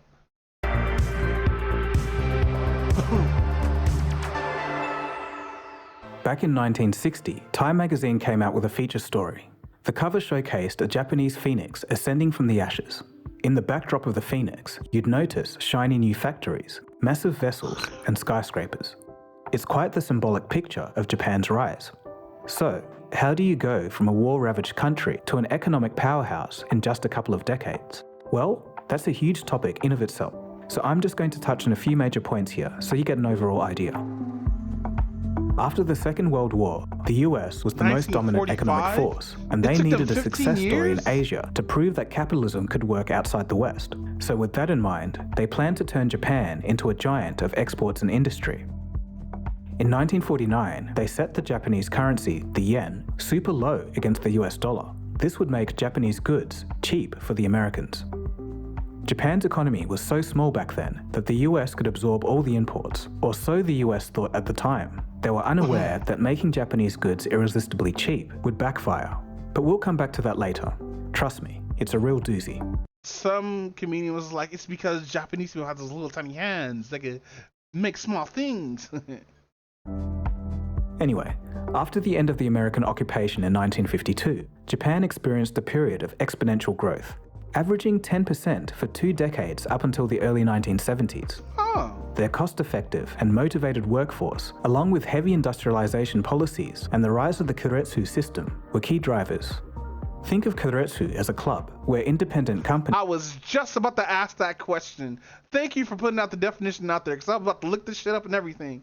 I was like, what's keiretsu? Band together to share resources and protect themselves from outside competition. It creates a strong cooperative relationship. It's a bit like a cartel, but nicer. If one company struggles, others can help them out. If another company needs expertise, others will come and lend a hand. This system became the cornerstone of Japan's post-war economy. Japan's central bank, the Bank of Japan, also... That's why a lot of these animators and gamers know each other, or people who make anime and stuff like that, and people who make video games know each other in Japan. Played a huge role in all of this. They had a policy called window guidance. It wasn't as complicated as it sounds, but basically, they quietly nudged commercial banks to lend money into key sectors like shipbuilding, electric power, coal, and steel production. All of these sectors were vital for Japan's economic development. By doing this, they aimed to get more investment flowing, ramp up production, and get the economy buzzing. Ironic looking back on it, because nowadays we just print money. Alright, and finally, to tie this all up, Japan went all in on exporting. They turned the global market into their playground. The 1964 Tokyo Olympics provided the perfect platform to introduce this new, dynamic, resurgent Japan and show it off to the world. The 1980s were undoubtedly the pinnacle of the Japanese economic boom. Yeah, because the 80s, they got a shit ton of shit thrown out there, and then the 90s came. By then, they'd already established themselves as an economic powerhouse.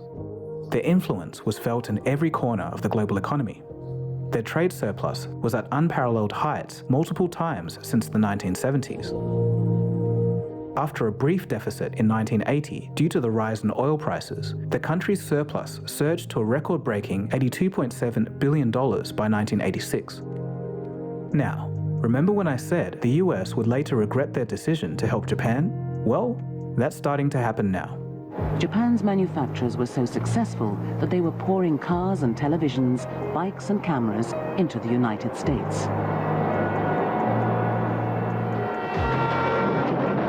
With their jobs going, Americans wanted to strike back. America is up in arms, Mr. Speaker, and it would be a mistake. Oh, yeah. So out here in America for like the longest time, before like a lot of those German and American companies probably went almost kaput, like especially like Volvo and stuff like that. Back then we were definitely anti-Japanese when it came towards like vehicles and everything in like the 80s and 90s and stuff. I totally forgot about that. To underestimate our frustrations. Unless this warning is heeded, retaliation and possibly full-blown trade warfare lie just around the corner. The United States now had to do something to stop Japan from taking over the world. Before Japan's record-breaking trade surplus in 1986, a plan was already in place to slow them down. In 1985, officials from the G5 nations, that is, France, Germany, the United States, the United Kingdom, and Japan, met at New York's Plaza Hotel. Well, turning us in person, feeding and growing their trade deficit. And that's fine then. But I believe like doing all this shit that was anti-Japan, especially with like the money and stuff like that, is kind of fucked. Should just let them keep going. The main purpose of the Plaza Accord was versus Japanese yen. Japan finally gave in and agreed to ramp up the yen's value. Basically, they were effectively placing a self-imposed handicap on its own exporters. The core idea was simple: drive up the yen and lower the dollar. This would make Japanese exports to the US more expensive. Now hold on a second. Why would Japan do something like this in the first place? Yes, this seems why like would they? self-sabotage, like a sumo wrestler trying to tackle themselves out of the ring. Well, there were multiple factors. Number 1, external pressure. The US and other nations were pressuring Japan to appreciate its currency and shrink its trade surplus. They saw it as unfair and damaging to the global economy. Japan agreed to That's why that's why they had a bubble. That's crazy. the deal, in part, to keep its ally relationship with the United States intact. I didn't know it was because of us. Damn, we really did fucking nuke them more than once. That's crazy. Number 2, internal pressure. Within Japan, domestic industries and consumers were pushing for a stronger yen to benefit from reduced import prices. That is, strengthen their currency and make their imported goods cheaper. Number 3, economic strategy. There was a belief that a robust yen would spur structural reforms and innovation in Japan, enhancing its economic competitiveness and long-term resilience. By 1987, the Accord had achieved its initial goal, and the United States was satisfied with the result. But there was a problem. The value of Japan's currency, the yen, surged way more rapidly than predicted. Having so many exporting industries, this was a huge shock to Japan. The Plaza Accord was a kind of agreement which accomplished much more than everybody expected for the meeting. When we went to Plaza meeting, we are quite prepared to see substantial increase in yen's value. But the yen rose far faster than anyone expected, and Japanese officials grew alarmed. And that was the beginning of the end. But in many ways, however, It sucks that we had to step in and be like, hey guys, y'all guys are making too much money. I mean, y'all guys are being too expensive right now. I mean, too cheap right now. Why don't you go expensive, you know? Maybe lower your quality a little bit. That's fucked up. also the point where the real frenzy began. Worried about a downturn, the panicked Japanese authorities made a fatal mistake.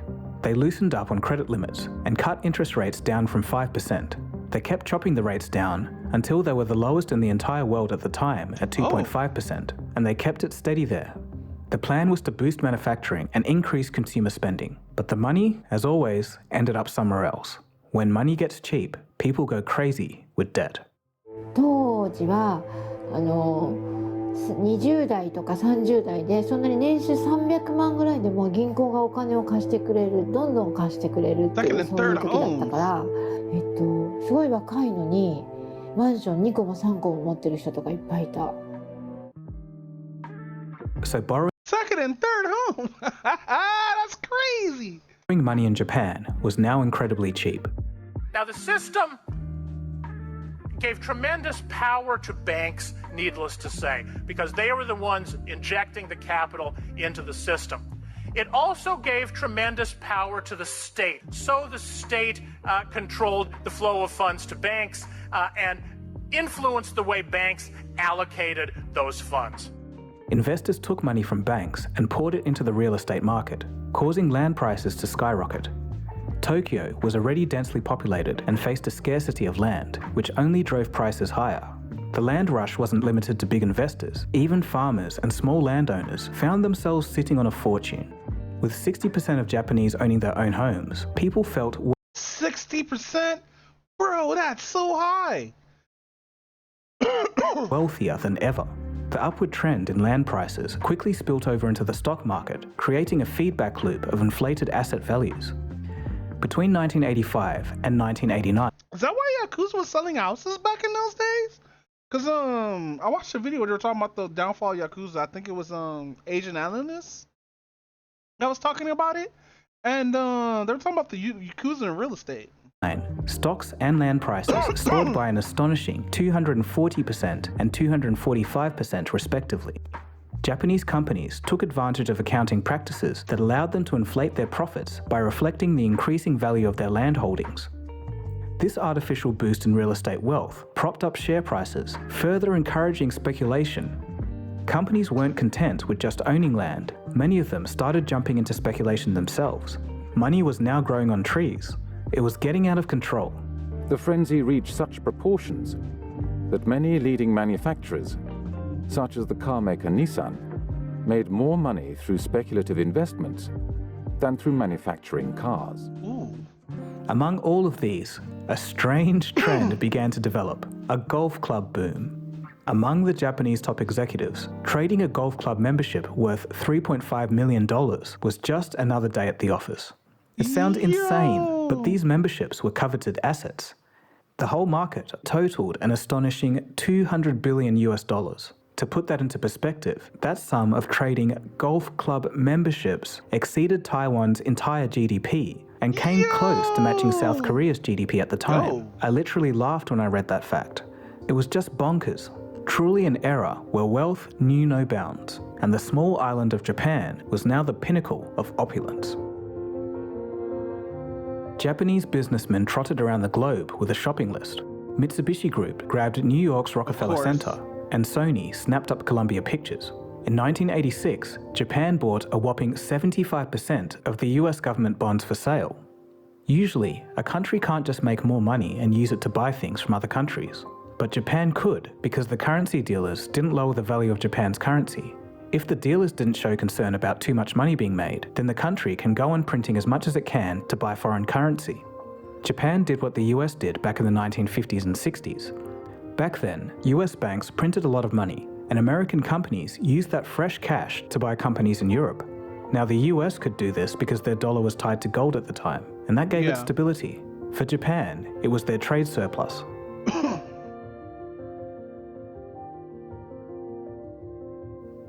Japan's economic bubble grew as banks carelessly made new money without proper oversight. The Bank of Japan encouraged this by urging banks to increase their lending, regardless of the loan's productivity. From 1986 to 1989, Toshishiko Fukuai led the Bank of Japan's department that told banks how much money to lend. This was the department that was responsible for the window guidance quotas. The same window guidance system that initially helped prop up the economy before was now being used to create cheap money. When asked by a reporter if he planned to stop the banks from lending so much, he said that the banks were just following orders from the Bank of Japan. We have to remember that during this time, there was widespread economic excitement. People had high hopes. The citizens of Japan simply economics from if the economy before was now being used to create cheap money. When asked by a reporter if he planned to stop the banks from lending so much, he said that the banks were just following orders from the Bank of Japan. We have to remember that during this time, there was widespread economic excitement. People had is that a mullet for high hopes. That is a lot of fucking hair. Just put your hair down, woman. There's no way you should be having that haircut in the 90s. The citizens of Japan simply thought that their nation was entering a new phase of prosperity, a phase of prosperity that would last forever. Optimism was the real killer. In many ways, the authorities didn't want to stop the party. Everyone was making money. Everything's great, so why worry? In reality, they couldn't see the risks of such aggressive lending and asset price inflation. These very factors would soon come to destroy the economy of Japan. By the time 1989 rolled around, the cost of land in the private sector had soared to 2,000 trillion yen, up from 14.2 trillion yen back in 1969. And that's when the higher-ups started to take notice. In 1989, they finally put a cap on the loans related to real estate. Interest rates went up from 2.6% to 4.25% at the end of 1989, and then settled at 6% in 1990. But the damage was already done. Land and asset prices collapsed, and panic ensued. Well, it's a bleak Christmas ahead for Japan. The stock market on Monday sinking to its lowest close in over 2 years. Last week's collapse of one of Japan's biggest food traders was the 9th time this year that a listed company went under. In 1990 alone, the stock market dropped by 32%. More than $2 trillion in value was wiped out by December 1990. Then, in July 1991, The window guidance was abandoned. Now the bankers were left almost hopeless. Some major keiretsu banks started collapsing too. Now there was a risk of dragging whole entire sectors along with them on their downfall. Slowly but gradually, everyone started feeling the heat. There was a lot of collateral damage. So I'm just going to give you a snapshot of what happened between 1990 and 2003. White Americans? A total of 212,000 businesses declared bankruptcy. Over 5 million Japanese became unemployed and sadly didn't find any other jobs. Suicide emerged as the primary cause of death among men aged 20 to 44. Jesus. During this time frame, the stock market experienced an 80% decline and it still hasn't recovered. Japanese citizens had no choice but to get used to the new normal. The people who built those flashy skyscrapers ended up on the streets. Big companies that splurged on fancy art had to sell it all off. Builders who built lavish golf courses and constructed hotels on borrowed money were convicted of fraud. Even the Rockefeller Center had to be given back to the Americans. Jeez. In 1989, 32 of the world's Sony top must did 50 something good companies to by not get market hit. cap were Japanese. Today, only Sony definitely got hit, but I don't think it got hit like that because they were bringing out gaming systems like hardcore back in the 90s or whatnot, right? To have motherfuckers fall apart just like this is crazy, and I'm shocked that like Japan's not mad at us for that because like we're like, oh, you're being too powerful right now. only one Japanese company, Toyota, Fucking retarded. remains in the top 50. In the land of the rising sun, a shadow fell. A tale of prosperity turned to a somber spell. The bubble burst, dreams shattered like glass. In the wake of Japan's economic impasse.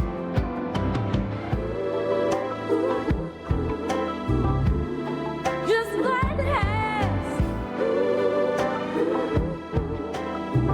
Skyscrapers stood tall, but the streets were cold. Families struggling, stories left untold. A nation once booming, now in I hope the song's not made of AI. despair. I'm gonna fast forward. Japan, books were 1,000 workers surviving. It was a huge cultural shock and a jolt to Japan's collective pride. The confidence that they had in their management style was shaken to the core. During the heydays of Japan, books were published, articles were written, and experts were attributing the island nation's success to high productivity and the relentless pursuit of innovation. Japanese management books became bestsellers, and Western businessmen eagerly sought the wisdom from 17th century samurai strategies. Japanese words like kaizen, or continuous improvement, became popular ideas worldwide. But suddenly, everything was flipped on its head. Japan's old ways of doing things, bureaucracy and lifetime employment, were no longer sustainable. The rigid structures that had once supported Japan's growth became its shackles. I'll give you one surprising example. You'd be shocked to know that Japan, which was once viewed as the most technologically advanced nation, the country that produced the world's advanced electronics, was slow to adapt computers in its own offices. The excuse for this was the complexity of adapting software to the Japanese language, which has thousands of characters. This is just one example of how Japan's rigid systems and bureaucracy ultimately held it back. The whole situation made everyone question what being a Japanese company actually meant. They had to figure out how to stay true to themselves while playing by global rules. The group that suffered the most was the younger generation. The ones who were poised to enter the workforce were hit the hardest. In many Asian countries, young people face immense pressure to become contributing members of society from a very early age. Japan is no exception to that. It often translates to achieving high grades, securing a good job, pursuing higher education, and maintaining a respectable... We got told the same shit as kids in the 90s, bro, and get to the 2000s, and weren't able to, like, we were still able to get apartments and jobs and stuff like that, but, like, the house in Margaret fucked everybody up, bro. Family life. Like, it was not good. Think about all the young people who suddenly saw no future for them. The pressure to succeed, coupled with a lack of opportunities in the last decade, created a sense of hopelessness among the young. The traditional path in life, education, career, marriage, and family, seemed out of reach for many. This led to increased rates of social withdrawal, with some individuals becoming hikikomori. Or shut-ins. Hikikomori is a Japanese term that means social withdrawal. We've covered them before in our Cold Fusion loneliness epidemic video. They are shut-ins, and they choose to live their lives indoors without interacting with anyone from the outside world. Sometimes they don't even leave their rooms for months or years. For the families with hikikomori children, yeah, I think we have something like this in America too. Like, I'm one of them. I'm actually a shut-in, so it sucks. Like, my house is clean, but it sucks. condition can have a huge impact. I met a father, we'll call him Mr. Haruto, whose son became withdrawn as a teenager and 2 decades later still barely leaves his room. I don't know how to handle this. It feels like there are no options, even after... There's a lot of factors of why a person became a shut-in or whatnot. Me, it was due to COVID and like having this like reemergence of self and like realizing how shit person that I was, and also fucking not having good friends. Like, I had a lot of friends, but like a lot of them were not good friends. What else? Yeah, I think COVID usually just increased my hikikomori-ness, because I usually just go out a lot. I'm usually not home like this. Or like, if I'm on days I'm not streaming, I'm probably working out, or I'm probably cleaning up the kitchen for the 30th time. Yes, it takes me 2 hours to clean the kitchen. The boy's mother died. He didn't change. So I don't foresee any hopes for the future. So why is your son in his room? I don't know the reason. One day, he just stopped going to school. At first, he would go out sometimes to buy comic books, and then he just stopped going out altogether. We didn't know what to do. There were 2 or 3 times we had to call the police because my son got violent. Once he smashed the window, another time he punched my wife and broke her ribs. Whoa! In one estimation by the Cabinet Office of Japan, there are 613,000 middle-aged and elderly shut-ins in the country right now. This means that they grew up during the lost decade. A lot of them are still living with their aging parents, mostly detached from society. That is a big fucking number. And Between 1991... we're probably gonna be like that too. That's the fucked part. We're probably gonna be just like this. Cause the more people that you see, like, I'm not talking about like everybody in America shutting, cause like you have to have a car to like move to point A to point B. And in Japan, it's mostly on European time, where like you walk to these certain places. You go to a convenience store and get what you need for the week or the month or whatnot. Like, it's not like how we have supermarkets and stuff like that, and like you need to like buy $300 in like groceries and shit for the 2 weeks. It's hey, let me buy what I need for like the day. You can't do that out here in the United States unless like you live next to like a Trader Joe's, which is very sparse, especially in like lower middle income. Fucking, you're not walking all the way to a Trader Joe's, especially at night. Probably go to a gas station or a liquor store which only have junk food. But like, there's no way you're buying like a whole fucking meal from 7-Eleven or whatnot. In 2003, unless it's like a microwave for pizza, or the kind of pizza you put inside the oven.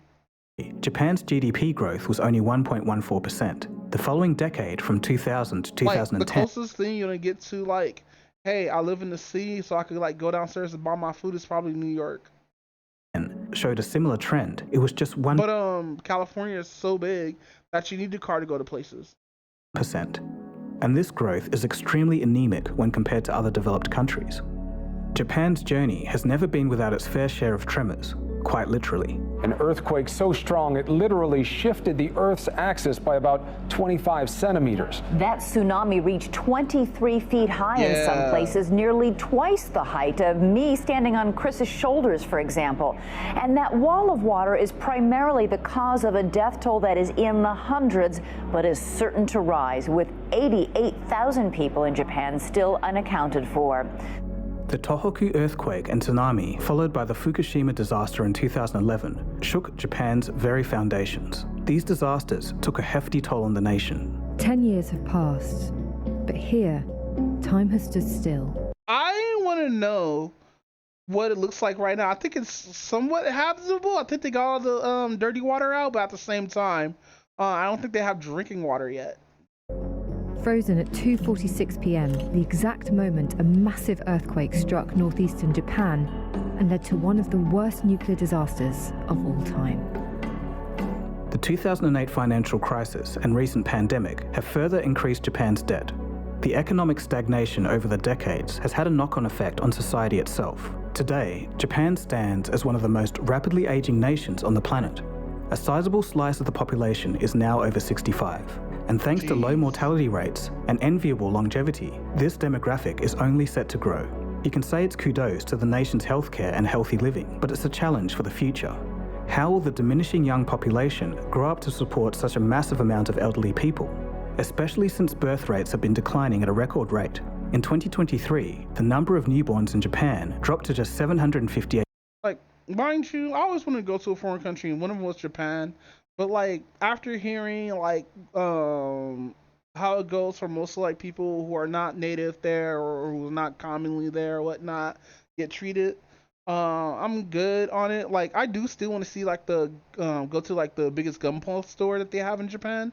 That's about it. Probably go to a couple of arcades. They're not gone already by the time it hits 2030. There's a lot of places I want to go out there around the world, but like one, I need to just invest and get into a passport, but my stupid ass would rather buy groceries. 8,000, a decline of 5.1% when compared to just 1 year earlier. This figure represents the lowest birth rate ever recorded in Japan. The reason for this drop, however, can be a variety of things. Many young people suggest that they are simply not interested in getting married and having kids, and this is because of economic pressures, high living costs, and longer work hours. Safe to say, most of the time, the reason is financial. Then there's a shift in societal values, where younger generations prioritize personal growth and careers over starting a family. The government did try a few policies to encourage childbirth and child-rearing, but these efforts have largely failed. Japan went through a lot. Still, they remained the third largest economy in the world for a long time. Only recently have they dropped to fourth place after entering a technical recession. It really is a testament to their resilience, but they're nowhere near where they used to be before the economic disaster. The giant bubble of the 1980s in Japan may have burst, but the era's vibrancy still lingers in many people's memories, especially the ones who were lucky enough to live through that moment in Japan. It makes one wonder what could have been if the government had been more careful. However, it now serves as a lesson to all countries. It's like a delicate balance of cherry blossoms, blossoming in prosperity, yet fleeting in the winds of economic change.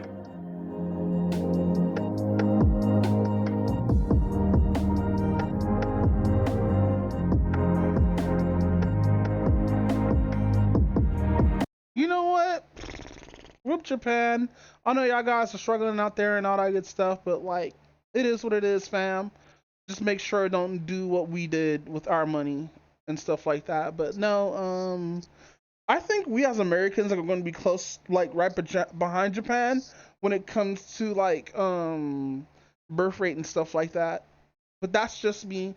There could be other factors that like could be in play, or me not getting the correct information to change my mind. But yeah, man. Last week, a clip went viral. Oh shit, that's gonna be next. We gotta finish this real quick. Child friendly, but like not expletive version of the game from a Steam or a mainstream website or what have you, and then on your own accord download from like the developer's website or a forum or something a mod or a texture pack or an alteration or a patch that enables all of that not safe for work 18 plus content from a different website, right? It's the pachinko machine money exchange of the internet that has existed longer than Steam has existed at this point, right? I imagine that if this stays in place, there will probably... Oh shit, 13 came through. So the film I was talking about that was urging people not to be hikikomoris is called Pulse.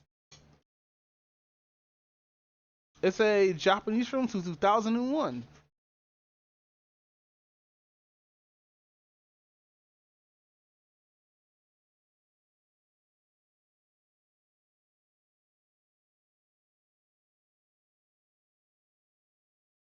Oh damn, it just took her 2 minutes. Not just now seeing her message. It took me like an hour 30 to see that message.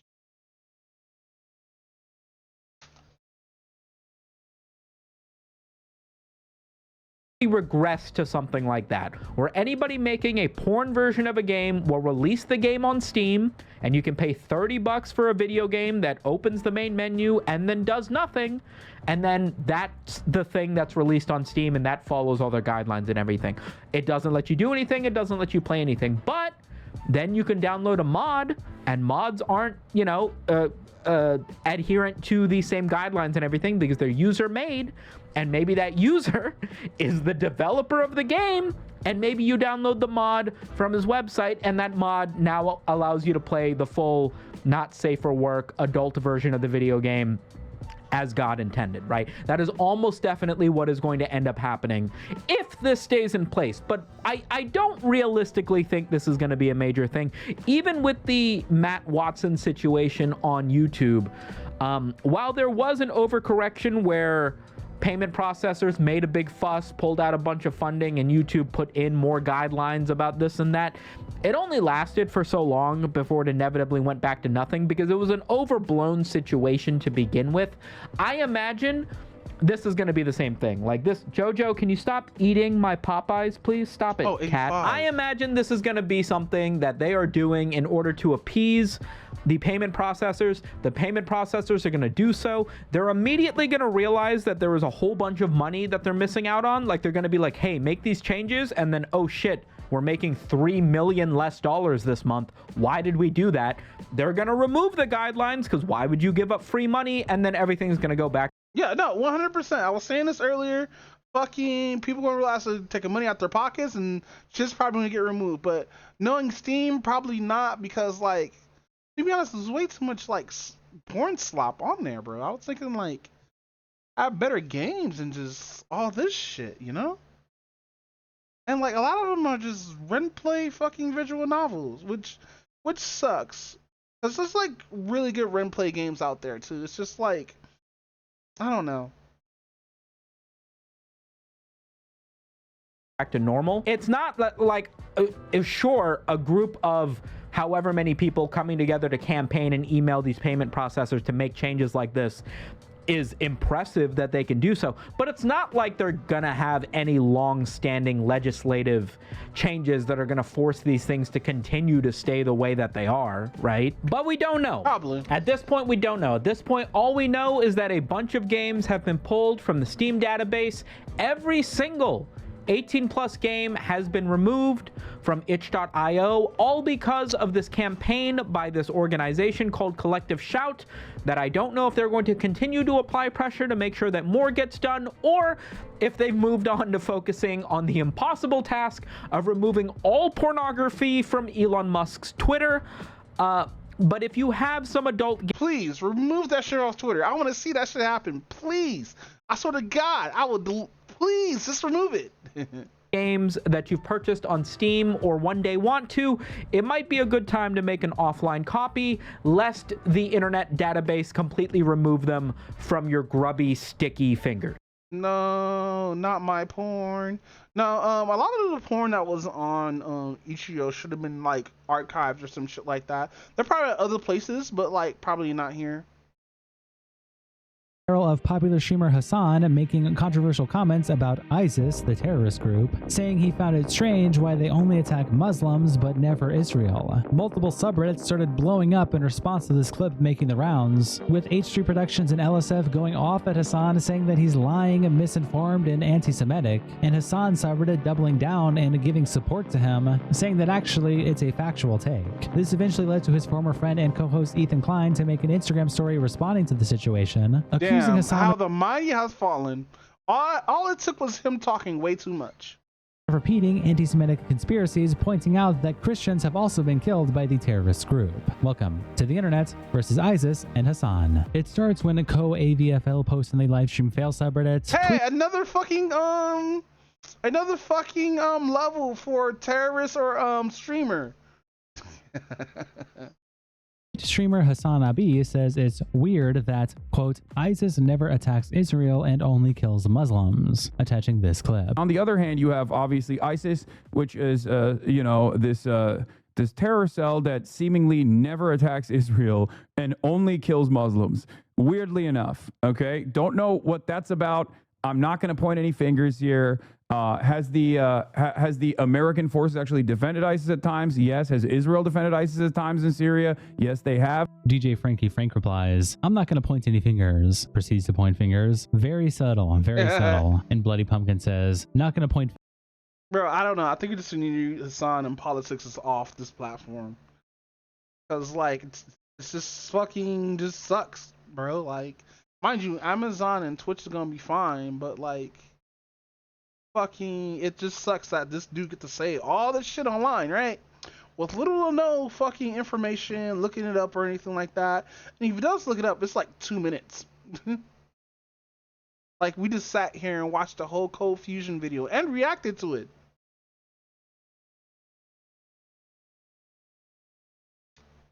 Yeah. Yeah.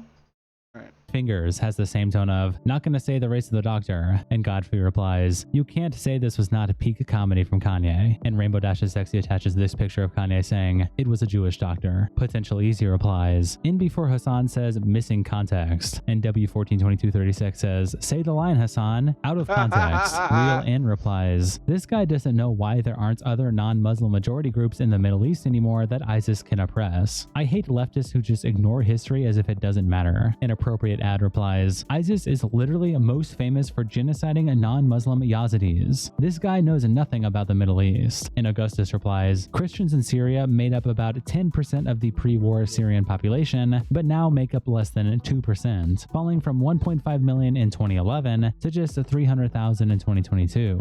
Damn, this guy actually fucking did his research. This is crazy.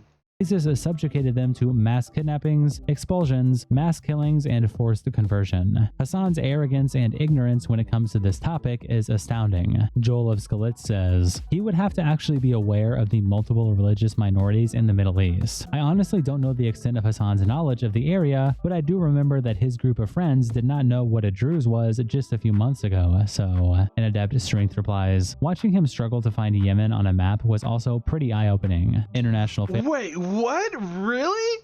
I thought this dude was all about Yemen and shit like that. This is why I don't have an opinion when it comes to this shit.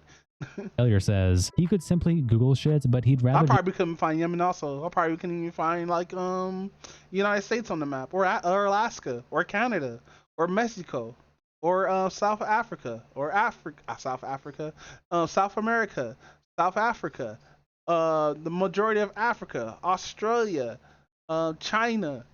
And all those other places. Just open his stupid mouth. And International Gas replies, he's the pirate software of politics. Jello Bello Boy says, all roads lead to America bad. Priceless analysis. And Avia Doomer replies, America so bad that Hassan keeps staying there instead of Russia or China, the country he keeps simping for. And the better politician replies, America's so bad he lives. If Hassan's getting paid by like some foreign like enemy that we have to say all this stupid ass shit. Like, what if it was like some Tim Pool shit getting paid by the Russians?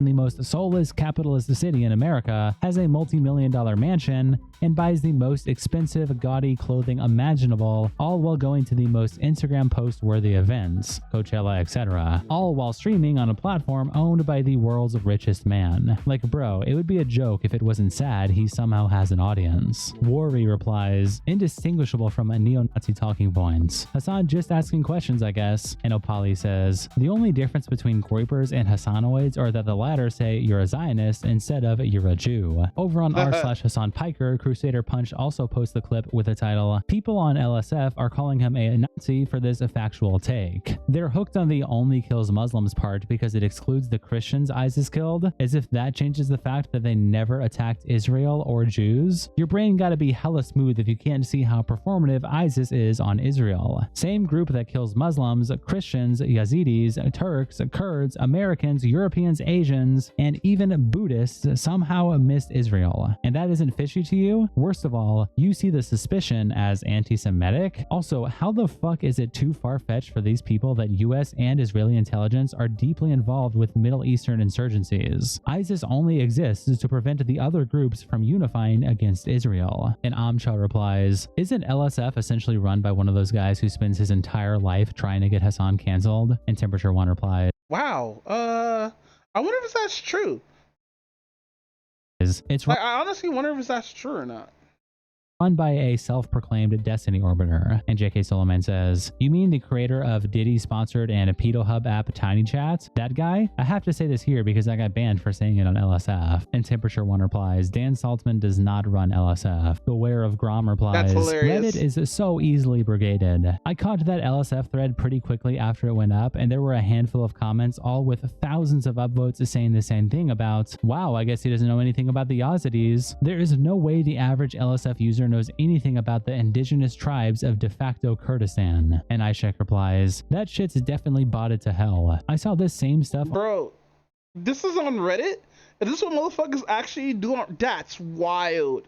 Like, I only like post like, hey, random bug here. Hey, there's a good looking midget. Let me like, you know, upvote that. Or hey, I'm looking for something. Or just posting like some random ass art. That's crazy. Motherfuckers really out here on Reddit like this?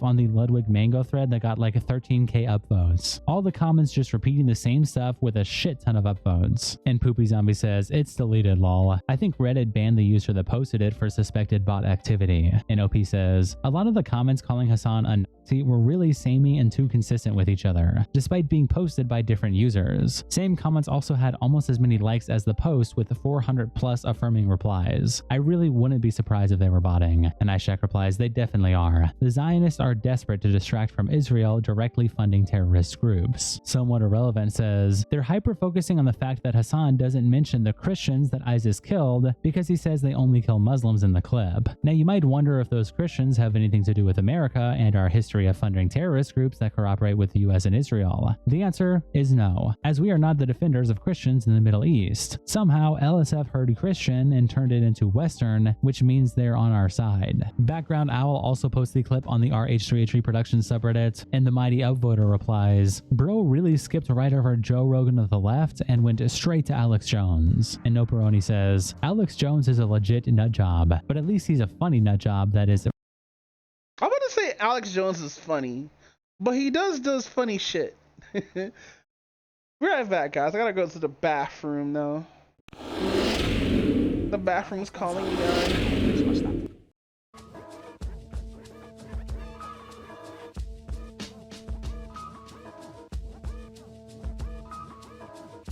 Check my comprehensive catalog of crafts. I'm daft, I battle all like I don't have it all. Avant-garde, Battlestar Galactica, got rhymes per capita. I'm shining through the aperture, but I'm not gonna figured out that Idris Elba was British. Oh, that fucked me up. That fucked me up. No bust no caps for ya.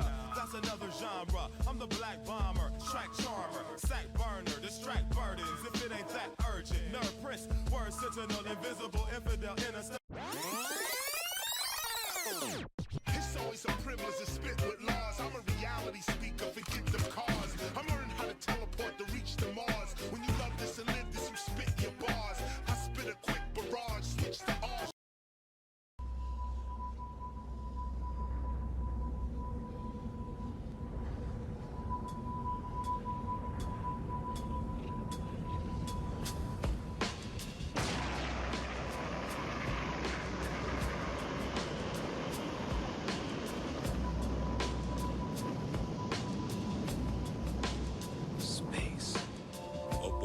The right to dream.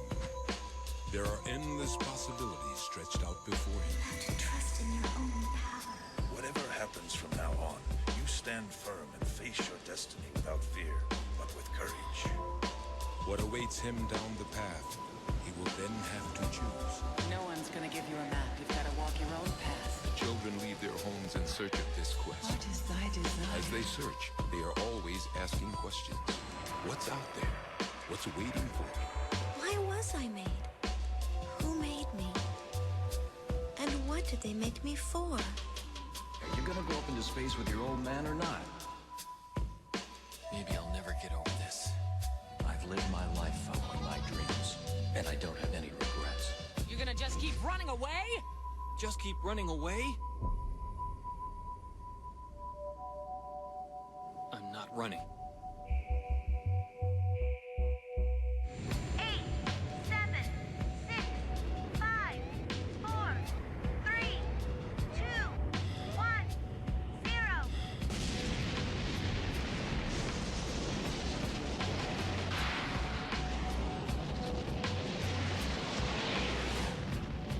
Believe in yourself and create your own destiny. Don't fear failure.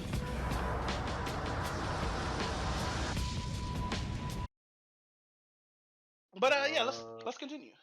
Slice of Life Anime of the Year, Whack Ass Dress Up Darling, #1. How is Dress Up Darling whack? I honestly don't like It's just a cosplayer who teases her boyfriend. Yeah, that's just nothing but incel fuel. Incel whole fuel? anime- Wow! That anime is whole incel fuel. Let's be real on that. Incel fuel? Really? Even though he probably fucks the girl at the end? Probably. I didn't finish it. I wouldn't say this is incel. I'll say this is anti-otaku stuff because, like, no, it's waifu. It's honestly a waifu anime. Let's all be real.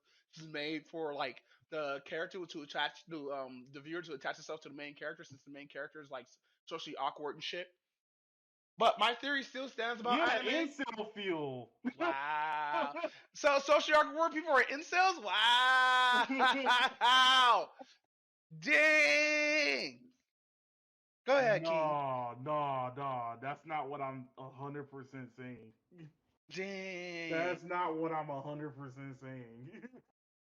You hear that, socially awkward boys? You better man the fuck up.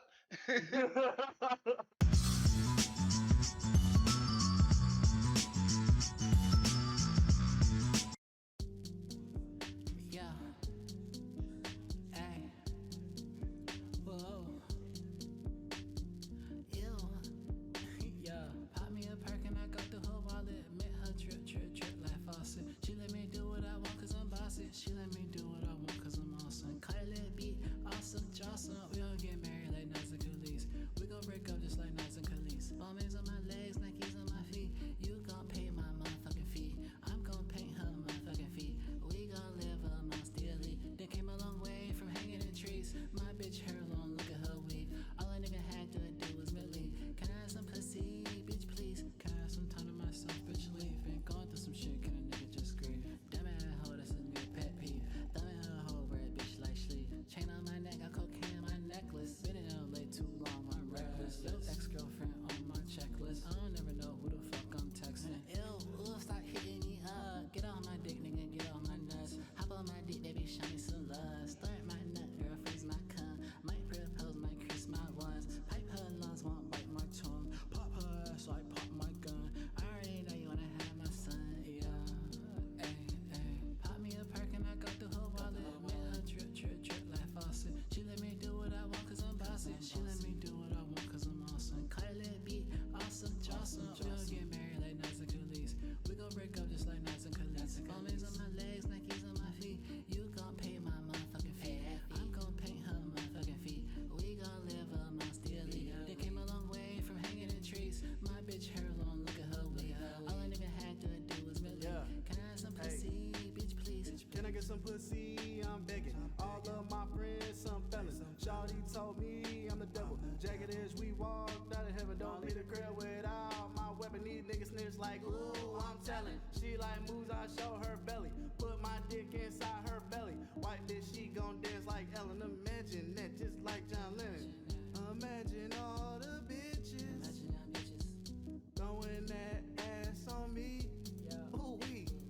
I'm impressed by how she wallet. Shoot my shot like Rashi Wallace. Strapped up with that whatchamacallit about to pop me a perk and I got the whole wallet. Met her drip like faucet. She let me do what I want cause I'm bossy. She let me do what I want cause I'm awesome. Cut a little beat, awesome, Johnson. We gon' get married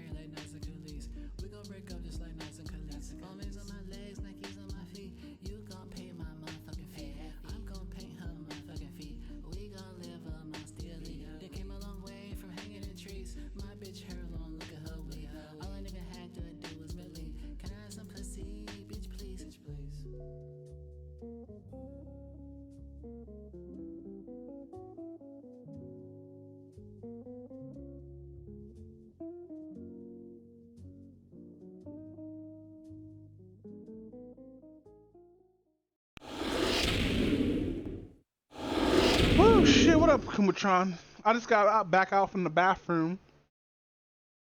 Fucking yeah, man. That's wild that this dude Hassan still has like a platform after all this shit. Blue Moon. Scorpiony Form says, it's almost as if Hassan has no idea what he's talking about. And Sis replies, Hassan hasn't tweeted about Israel for 2 years before October 7th. Funny that self-proclaimed Superman and MLK didn't give a shit until he got a cloud from it. Does Hassan even talk about any other country this negatively except for the USA and Israel and the real He hates Ukraine and Taiwan. Why? Why would you hate Taiwan? Taiwan did nothing to you.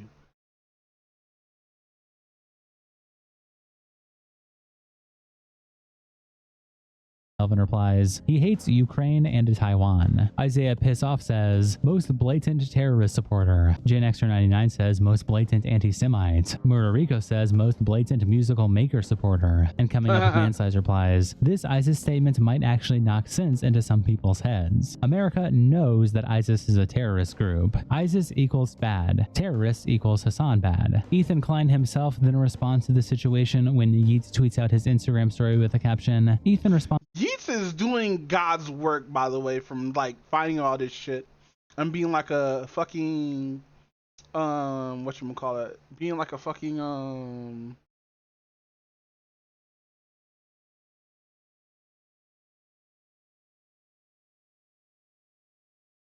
to Hassan, implying ISIS is defended by the US/Israel. And it's Ethan saying, the USA and Israel have never defended ISIS. Hassan is describing a popular anti-Semitic conspiracy theory popular in Dan Bilzerian type of circles. He suggests that Israel is actually behind ISIS. Why? Because ISIS has never attacked Israel, except Hassan is lying as usual. ISIS has planned multiple attacks against Israel and Israelis. He also lies about ISIS only targeting Muslims. With the most cursory research, you will easily find this is not true. ISIS has killed countless Yazidis and forced their women into slavery. Hassan is quite literally hand-waving an entire genocide against the Yazidi population in service of his conspiracy theory. ISIS also targets Christians and Kurds, which are seemingly unimportant to him. Hassan is a terrorist mouthpiece for Hamas, Iran, and Hezbollah.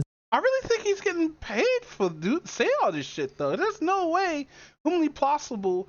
You have all these fans, you have all these people who are fact checking you. You'd be like, no, you're wrong, and then just block them or some shit like that, bro. I don't understand like how these content creators keep getting away with this shit. Hezbollah, happily spreading their propaganda and lies amongst his Western audience. Dr. Pika says, $1 Million I Extreme hate is closeted anti-Semitics. The word salad excusing hate yet coming across as moral-like is sick. And Tito says, ISIS was started by the US and Israel. After their invasion of Iraq, it created a power vacuum. They use it as a pretext to stay in the area, essentially. They create their own enemies to justify an offensive evasion as a defensive position. Israel also funds Hamas, by the way. Galactic replies, Ethan doesn't even understand half the things he watches. Atuka says, when it isn't Asmongold, Nux, Destiny, or Ethan, Hassan has Israel derangement syndrome. And Keep on Puffin replies, when he isn't addressing the small group of lolcows obsessed with him, he spends his time rallying against the modern and Nazi state of Israel as all people with any amount of morality should be. Ogmius Dawn says, lol, ISIS quite literally was funded by Mossad/the CIA. I feel dirty, but this rat Hassan is unironically correct. Abi Pila replies, this is like NJF asking questions about the Holocaust or 9/11. Both are clowns. Horseshoe theory remains undefeated. DS Bat also posts another Instagram story from Ethan on R Leftovers H3, where he asks his audience, should I make a quick video on polling between Trisha lying and Moses effing our fans versus Hassan lying about Jews controlling ISIS, and then showing here that the results are 83% to Trisha lying. And Roman P replies, Hassan lying about Jews controlling ISIS? This is on purpose twisting what Hassan said. Hassan implied that there's there's also people like this that just like dick suck on the streamer like way too hard. Like if I say something that's actually fucking politically and factually wrong, jump on me, bro. Don't fucking be like, you said what you said is right, so I'm gonna suck your dick. Just like I don't know how dick sucking sound like. I just some shady shit going on between Israel and America and ISIS. If you want to infer from that Israel is controlling ISIS, that is one thing, but to purposely change it from Israel to Jews is heinous. By making up anti-Semitism where there is none, he is just downplaying real anti-Semitism. I know this is hard for Ethan to comprehend, but you can hate Israel and Israelis without hating Jews. He really thinks saying I hate Israelis in the same way you'd hate Russians means I hate Jews. You can't have an ethno-state and think every attack against that ethno-state is an attack on the ethnicity. But then again, Ethan also thinks every attack against him is just because he's Jewish. Trick Reference says, as a Jew, it is so fucking anti-Semitic that Ethan keeps calling Zionists Jews as if they represent us. And Angelica replies, fellow enraged Jew checking in. I hope you can channel your anger into something powerful and productive. Solidarity. Shout out to our tier 3 members and internet representatives. Kiko, South. Yeah, bro, fucking Hassan just needs to be banned off Twitch. Deadass. Fucking, dude just needs to fucking just get kicked right off the platform. Other people got kicked off this platform for less, but fucking, he is still here doing his thing or whatnot of being a fucking asshole, which fucking sucks because, if this would have been anybody else, they would have been banned off the platform and removed. But since Hassan has his hands inside Dan Clancy's pants, I believe that fucking he will never get banned, and if he does get banned, it's gonna be off a scheduled off day, which is not really a ban. That's just him having his off day. Out Coldest Bandito and Captain Craft. Pirate Software. This is from Hey Komsuski. Oh, by the way, the other guy that we watched was from Twitter Versus. Or Versus Twitter or whatever. Software. A man who invaded everyone's YouTube shorts faster than he seemed to kill his own reputation. But if you take his word for it, that's not really his fault. And why wouldn't you take the word of a man who's done it all? He worked at Blizzard for 7 years. I used to work at Blizzard Entertainment. He hacked nuclear power plants. I hacked power plants for the federal government, and they flew me around the country to hack those facilities. He threatened to sue a dude who didn't deserve it. Hey, Kronos, we have to file a legal complaint. We're going to take you to court. You're going to lose. Look how mad he is. I'm so fine with this. He insulted a guy who just That's hilarious. So this is gonna be a long video. Now I do have chicken waiting to thaw out. So like, in like 5 minutes, I'm gonna take that chicken out and like start breaking it down and stuff like that. So like when that happens, I'm gonna go into be right back mode and probably watch porn while I'm doing so. Just try to help consumers. Not only do I not want to back this, I'm gonna actively tell people not to. And he developed and released a full game. Oh, wait. Early access. That's kind of weird, huh? He's a programmer, right? A game developer. I thought he streamed and worked on this game's code every single day. But from recent videos, I think he's a drama YouTuber or something. Oh, wait. Wait a minute. While I was editing this, a second drama has just hit the Pirate Software HQ. It looks like this guy. This is so fucking dumb. Oh, this is so stupid. Coding Jesus critiqued Thor's programming for a game that he was making. And under all of this drama, it is that very game that people seem to have just forgotten about. And I knew in my heart that someone eventually was just bound to dive into it. I'm talking, of course, about Pirate Software's game.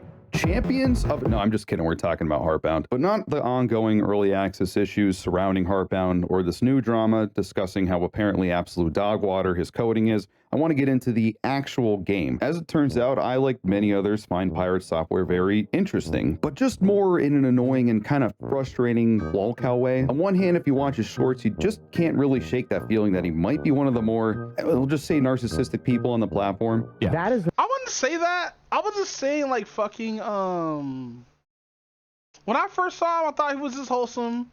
He had a lot of fucking PC, like, shortcuts that actually worked. And it just sounded like he just seemed like a wholesome dude. But the longer you be on the internet and the longer you say stupid shit, the more that stupid shit's gonna come back and bite you in the ass. I should know. I say stupid shit all the fucking time. The most arrogant statement on the planet, bro.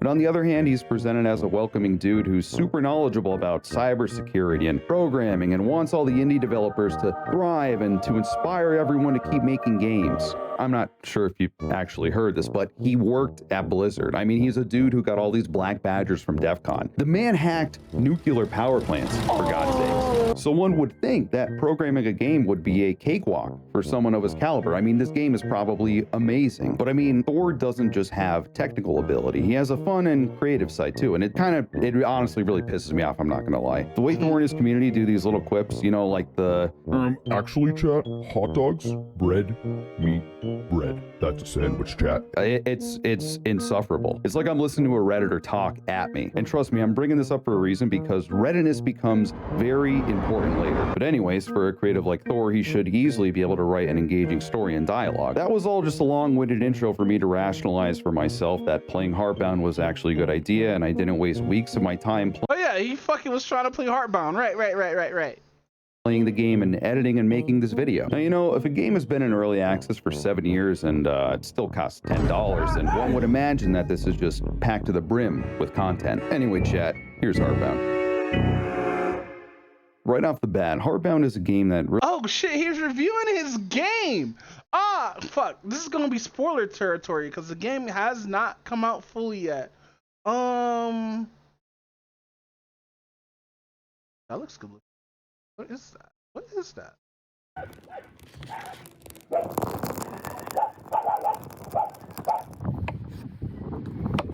Okay, that's animal fat. Okay, that's some meat. We got our vegetables. Oh, we packing that bitch in.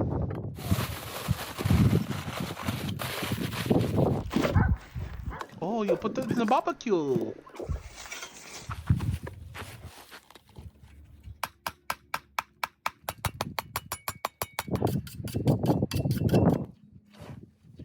He's chopping the grass. Oh.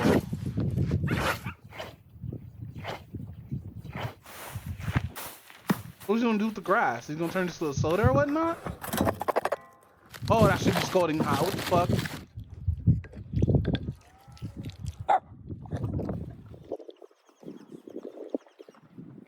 You know, he cut his grass and made himself some lunch. That looks delicious though. I thought it was something else like playing Heartbound I was... thought it was something else like a candy bar or something. But no, I'm not gonna spoil fucking what's the name's stuff. Oh, VSojo. So we talked about this yesterday and everything like that, and more people left. Shit was hilarious. So we're gonna watch this from the Score Esports. They usually cover a bunch of gaming stuff like that, but since this is so big for a company to just get fucking just wrecked like this, I find it funny. But damn, missing $500,000, nigga, in donation funds, nigga. That is wild. You just see any color get fucking blacklisted now. Y'all guys not paying attention to shit on the internet? Like, holy shit. Nishi Sanji gets fucking destroyed, and fucking VSojo sitting here like, nah, we good. We Gucci. Let's not pay our fucking talent for like almost 8 to 7 months. Today. Hi. This is very wrong. Hi. Ladies and gentlemen, So, my thing is, I think that was the soundboard. I don't think that was a real Asian person that was there, but I'm not sure. That's just my conspiracy theory brain going wild right now.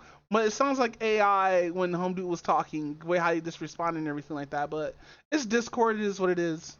if you have no clue what that was about, I honestly don't blame you. But for context, that was a very large VTuber quite literally quitting the company she worked for midstream in front of the CEO. And that is just one, albeit hilarious part, of a massive scandal within the VTubing community, involving a shady company, unpaid talent, and an alleged $500,000 of charity money missing. This is peak esports controversy, except this time, it's anime girls. Buckle up. Yes, anime girls.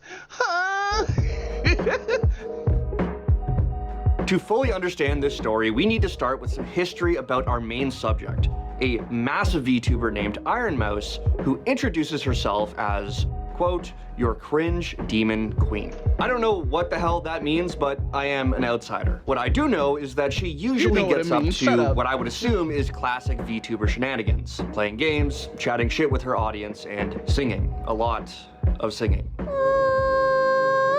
Oh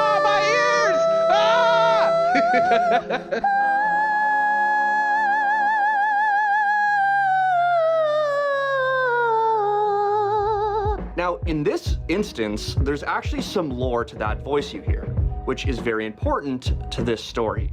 You see, before she started streaming, Ironmouse originally wanted to become an actual opera singer. Unfortunately, she was diagnosed with common variable immunodeficiency, an immune disorder that, in very simple terms, makes fighting off infections very, very difficult, leaving those affected with it to live rather complex lives. So, as someone who, for their own safety, had to remain relatively isolated, Ironmouse eventually found an interest in VTubing, partially for the anonymity. And in 2017, her persona was born and Ironmouse began streaming. Fast forward to 2020, she was gaining considerable traction on Twitch as a creator during the platform's big boom. This led to her signing with a VTuber agency called VShojo, who was already repping big names in the community. Just like traditional streaming, VTubers often join agencies to help with reach, merchandising, exposure, production, you name it. To no surprise, a lot of these organizations can be pretty shitty. Bad communication, financial irresponsibility, and predatory contracts that result in creators losing or not obtaining ownership of their personas. There have been several instances where VTubers who have left their agencies are forced to start from scratch and create new characters because I'm in the kitchen they don't breaking up actually this chicken own right now. But for a while, it seemed like VShojo was different. Marketed as talent first, its creators were able to keep the money they made from streaming as well as the rights to their IP. From what I could gather, VShojo only took percentages from things like partnerships and merchandising. And that seems like a pretty solid exchange.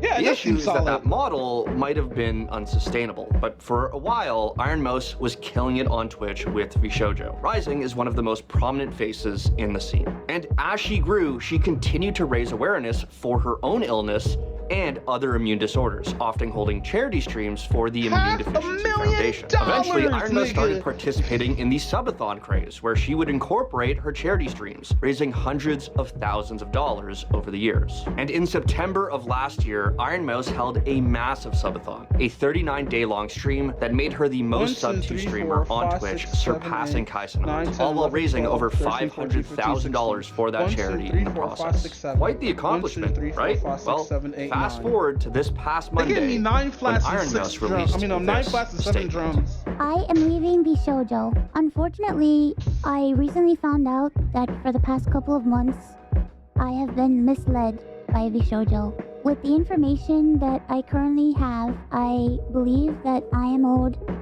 a significant amount of funds, which I have not been paid. And most importantly, the thing that hurts me the most is that the Immune Deficiency Foundation, which is the most important charity to me, and also the reason why I'm here today. Oh, this woman of money! Over $500,000 from VShojo. Pretty damn big accusations to make, and to be fair, Ironmouse said that there was a lot more to it she just couldn't say for legal reasons. But it's the type of scandal that, if true, could ruin a company. Don't But worry, we didn't I'm even need almost the done proof doing what I have to do. I'm for gonna that run to back and happen. What react. followed Ironmouse's video and resignation is what can only be described as a mass exodus, with at least 12 other creators leaving as well. Now, some left in solidarity with Ironmouse, others left for unspecified reasons, but a few others also claimed that they too were missing payments. But I would expect that number to be larger, given the amount of streamers who claimed that their termination was already in the works before the Ironmouse situation. One of those creators was Japanese streamer Kayson, the clip I showed you at the beginning where she quit on stream in front of the CEO of the Japanese arm of the company. He was on her stream for what I can only assume was damage control, claiming that VShojo Japan was actually doing well financially. 入ってくるお金と出ていくお金の数字のみを見たら、日本の支部っていうのはうまくやっていたってことですね。I quit VShojo today. はい。はい、31日予定でしたけど、今日辞めます。払っていたとしても、ケイソンに払っていたとしても大丈夫だったっていう感じですね。Telling me you could have paid me? そういうことです。Then where is it? Where is it? I want it now. Dinner, just like I want it now. Did you just die? Yeah. If that wasn't bad enough, former creators who left well before the scandal have since come out with their own accusations, including Nanners, who said that she wasn't paid for a stream that she got f***ing swatted during. My expectations for them were very low when I left. Like, even back then I was like, I had some glimmer of hope that maybe they'd realize, like, oh man, we really f***ed up, we really mismanaged things, we gotta turn things around and actually look out for the talent. I was like, nah, you know bro, fuck you. I went through all that, but at least we pay I'll you. get paid. You do our And bidding. Wouldn't you know it? Like, one of the many things that they It's a failed to schedule pay and me a for fucking over money the course loss. of literal years was that stream, the one that I got swatted during. And others have come out saying that they've had to remain silent about their own issues with the organization. All right, I am back. Sorry for being gone for too long. So here's how I feel about corpos. I feel like if you're working for a corp, that's fine, get your money back, but also know that the corp doesn't give a fuck about you because you're just a paycheck to them for them getting more money or whatnot. It's unfortunate that Earn Mouse beating the fucking subscriber record or the most subscribed person on Twitch twice, along with Kai Cenat. You also give Kai Cenat his props too, because he beaten that record 3 times. I found this kind of fucked up that the only people who went out this is like Twitch and streaming and other streaming services that leave like their people who are like, you know, down now or who's starting this not being promoted or whatnot, or not promoting smaller streams. I'm just rambling to, you know, help myself get promoted, you know. Hope somebody notices me making this random ass rant. I'll get like, you know, up there too, but I highly doubt it. I highly doubt it. No fucking company's gonna be interested in me. It'd be funny if they do, but like, I'm too old, guys. I'm almost 40. Organization due to NDAs that they were I'm not forced to to say I'm sign. 40, Now, even though you'd I'm like think 2 it would be 3 nearly years away. impossible for a company to bounce back, not just from the sheer amount of accusations, but the fact that they just lost the majority of their workforce. And you would be correct. Yesterday, amidst the growing controversy, the company's founder and CEO, Gunrun, broke silence and announced that VShojo would be shutting down. In the statement, he also VShojo is gone. Damn, bro, all that talent, all that talent that was theirs is gone, bro. That's fucked. That's really fucked. Damn. Well, that's more competition for indies, which is more competition for me, but it is what it is, bro. I hope they actually do get to keep their like models and stuff like that. It looks like they do, but like, damn, fam, that's crazy. I don't know why did VShojo like hold the money like that, you know? I want to know, like, I want to see like the documentary / story where you're talking to these folks and how all this shit happened or whatnot. Because there's no way all your talent just leaves and you're like, oh, well, GG's. He admits to mismanaging the company, claiming that their generous talent-first revenue model was in fact not sustainable, and that they had drained the $11 million in funding they originally obtained. Oh!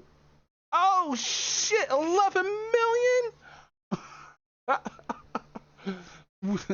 Over the past few years, we've raised around $11 million to pursue a bold first talent approach in VTubing, prioritizing creators and its community over short-term profits, achieve long-term stability. Our funding, our funding went directly to our creators, although exploits.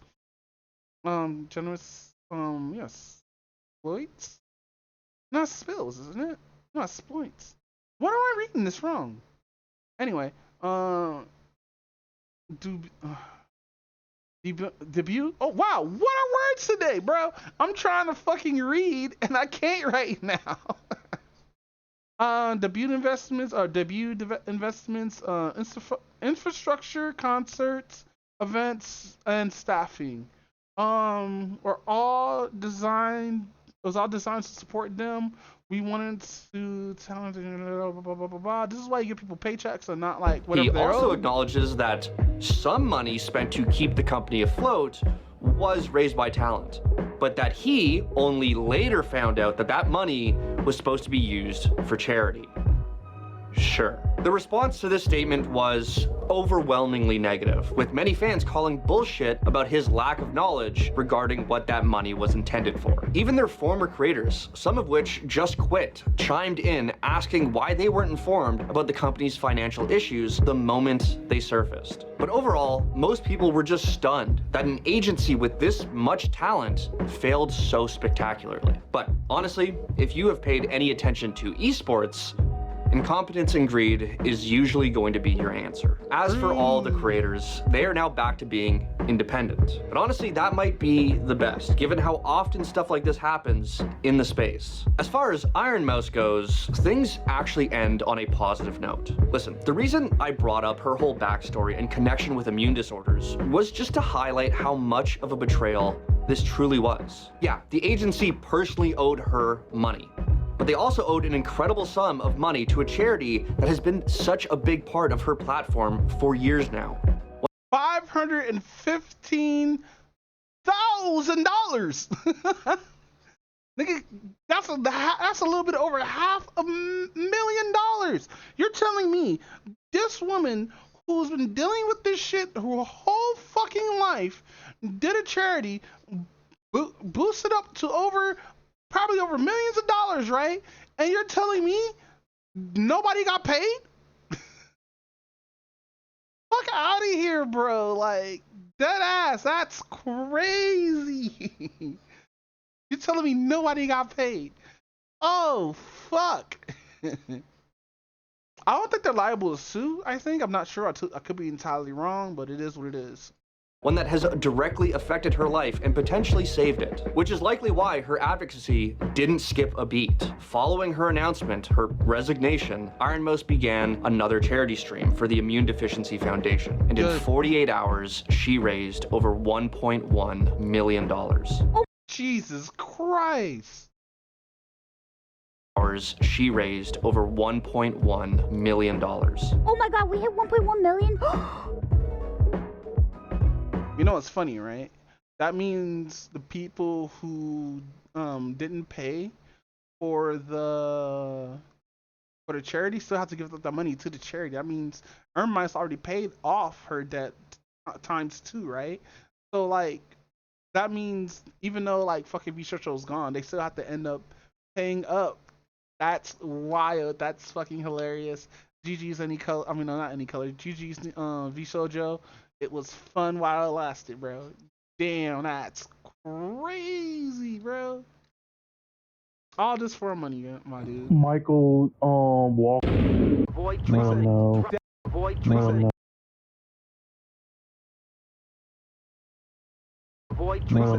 Deaths comes in threes, right? Right. And we already lost Ozzy Osbourne. Who else did we lose? Hulk Hogan. Michael Walker.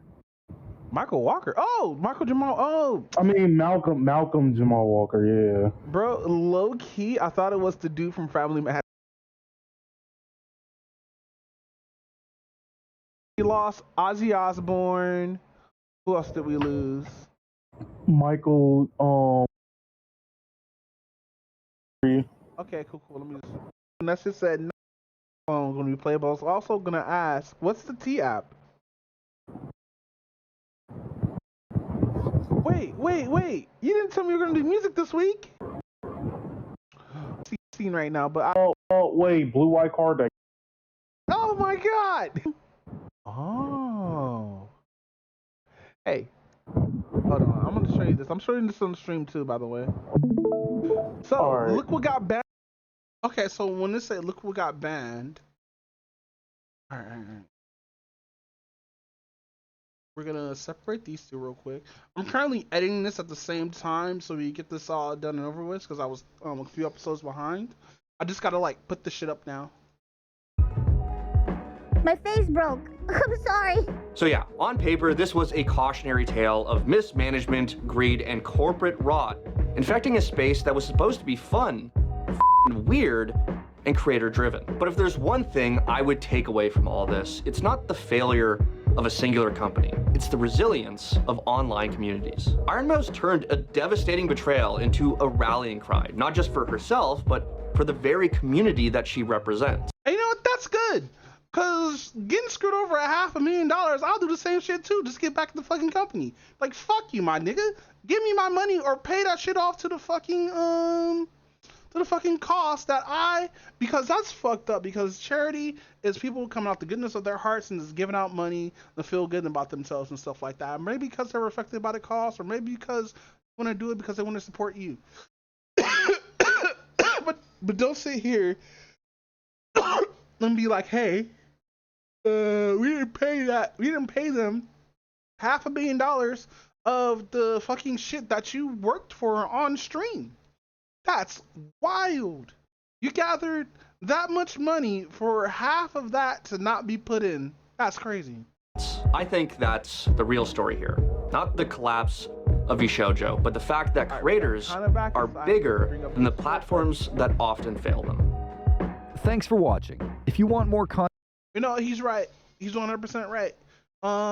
Just know this: if you do end up becoming a corporal streamer or a corporal VTuber, just know that the corpse is not for you. They're about making that money and a product, and you're the product.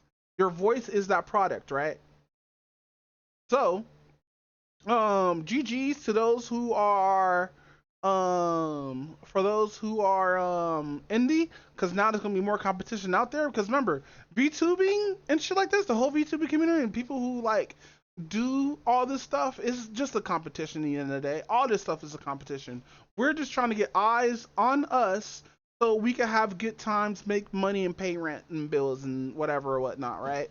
And that's fine. That's what like usually people turn a hobby into like a job usually would do. Especially if you enjoy doing your job and shit like that. But it is what it is. Now we're about to learn about an hour. That's 2 hours. Wow, my list just came out a little bit. But no, that's 2 fucking hours. That's fuck it. One of the most influential comedy groups in internet history, originally consisting of Sam Hyde, Nick Rochefort, and Charles Carroll. The comedy troupe has been producing videos under the name. I don't watch this guy before. Hold on. Do you have like a hate boner for somebody?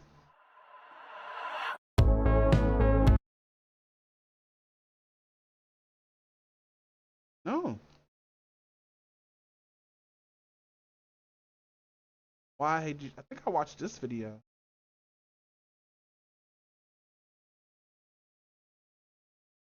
If he's from Channel 5, because I recognize his face, I just don't recognize him.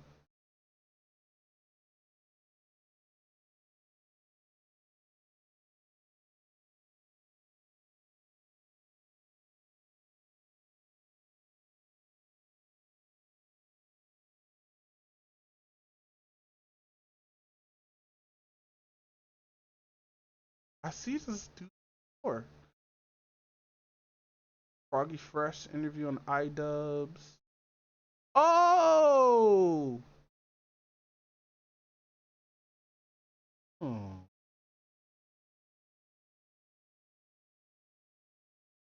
No, these are years ago.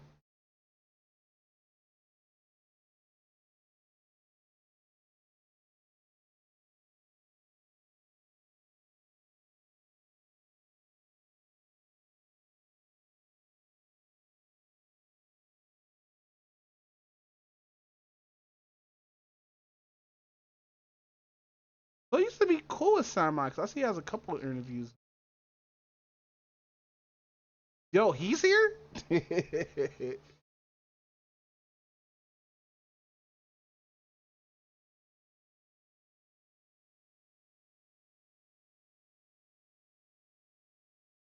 Where have I seen this dude before? Where the fuck have I seen this dude before? Alright, you know what? Let's just watch this video. Name MDE as far back as 2006. From low-effort vertical videos to a highly produced television show airing on Adult Swim, and even their own 24/7 live stream show called Fish Tank, Million Dollar Extreme has a long and tumultuous story that has never before been encapsulated into one documentary. They've had YouTube channels, Twitters, Instagram, subreddits, and even a television show all canceled, yet still have remained relevant for nearly 20 years. In this video, we go deep into the story of MDE, talking to Sam, Nick, Charles, Eric Hayden, Jet Neptune, and even the mystery person who funded Extreme Peace. release. So buckle up as we travel out to Rhode Island and ultimately conclude at the season 2 premiere in Austin, Texas to get an inside look at America's most canceled comedians. So Sam Hyde is a comedian. Okay, cool.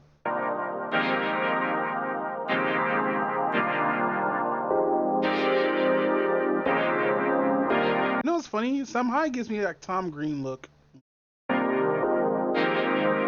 Like if he was built just a bit smaller, he'll be Tom Green 100%.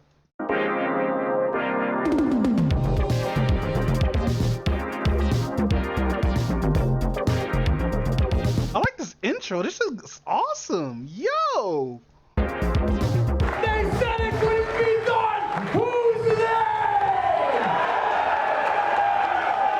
We start this documentary off by talking to Sam about the early days of $1 Million Extreme, way back in 2006 when the idea was first conceived while he was studying art in college. All right, well, hey, thanks for having me, Sam. Oh, man. Ah, this editing is crazy. Fuck out of here, bro. And I hate high school.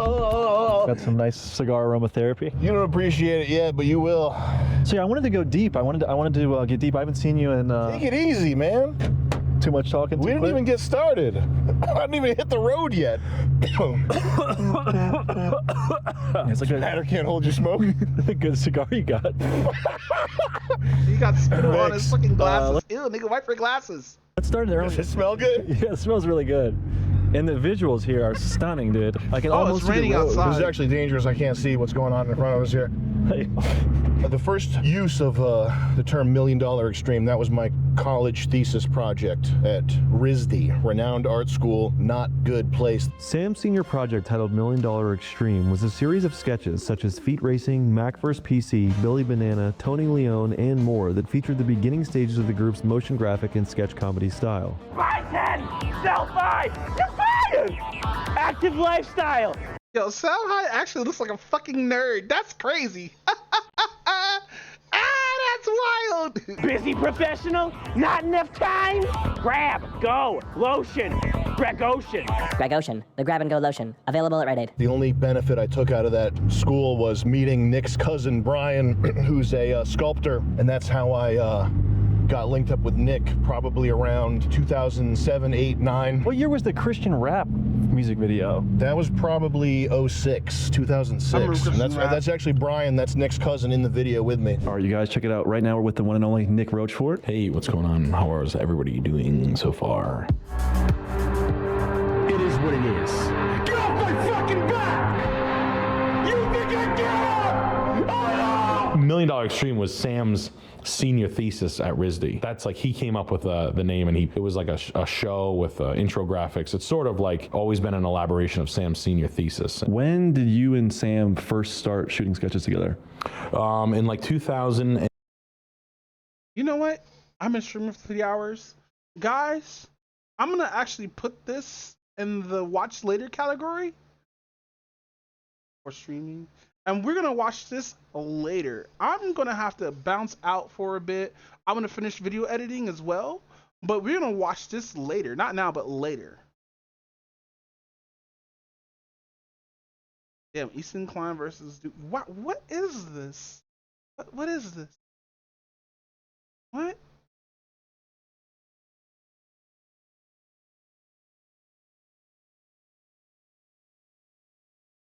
YouTube does not treat these two channels the same way at all. Ethan Klein promotes normally restricted websites on his YouTube live to over 30,000 this is a hate boner.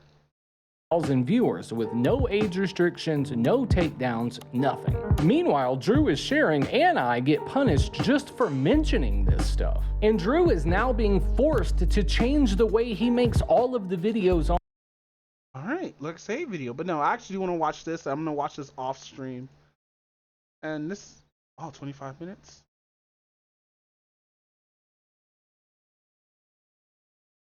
Is this about YouTube? I think it is. Hey guys, you know what? I'm going to end off the stream here.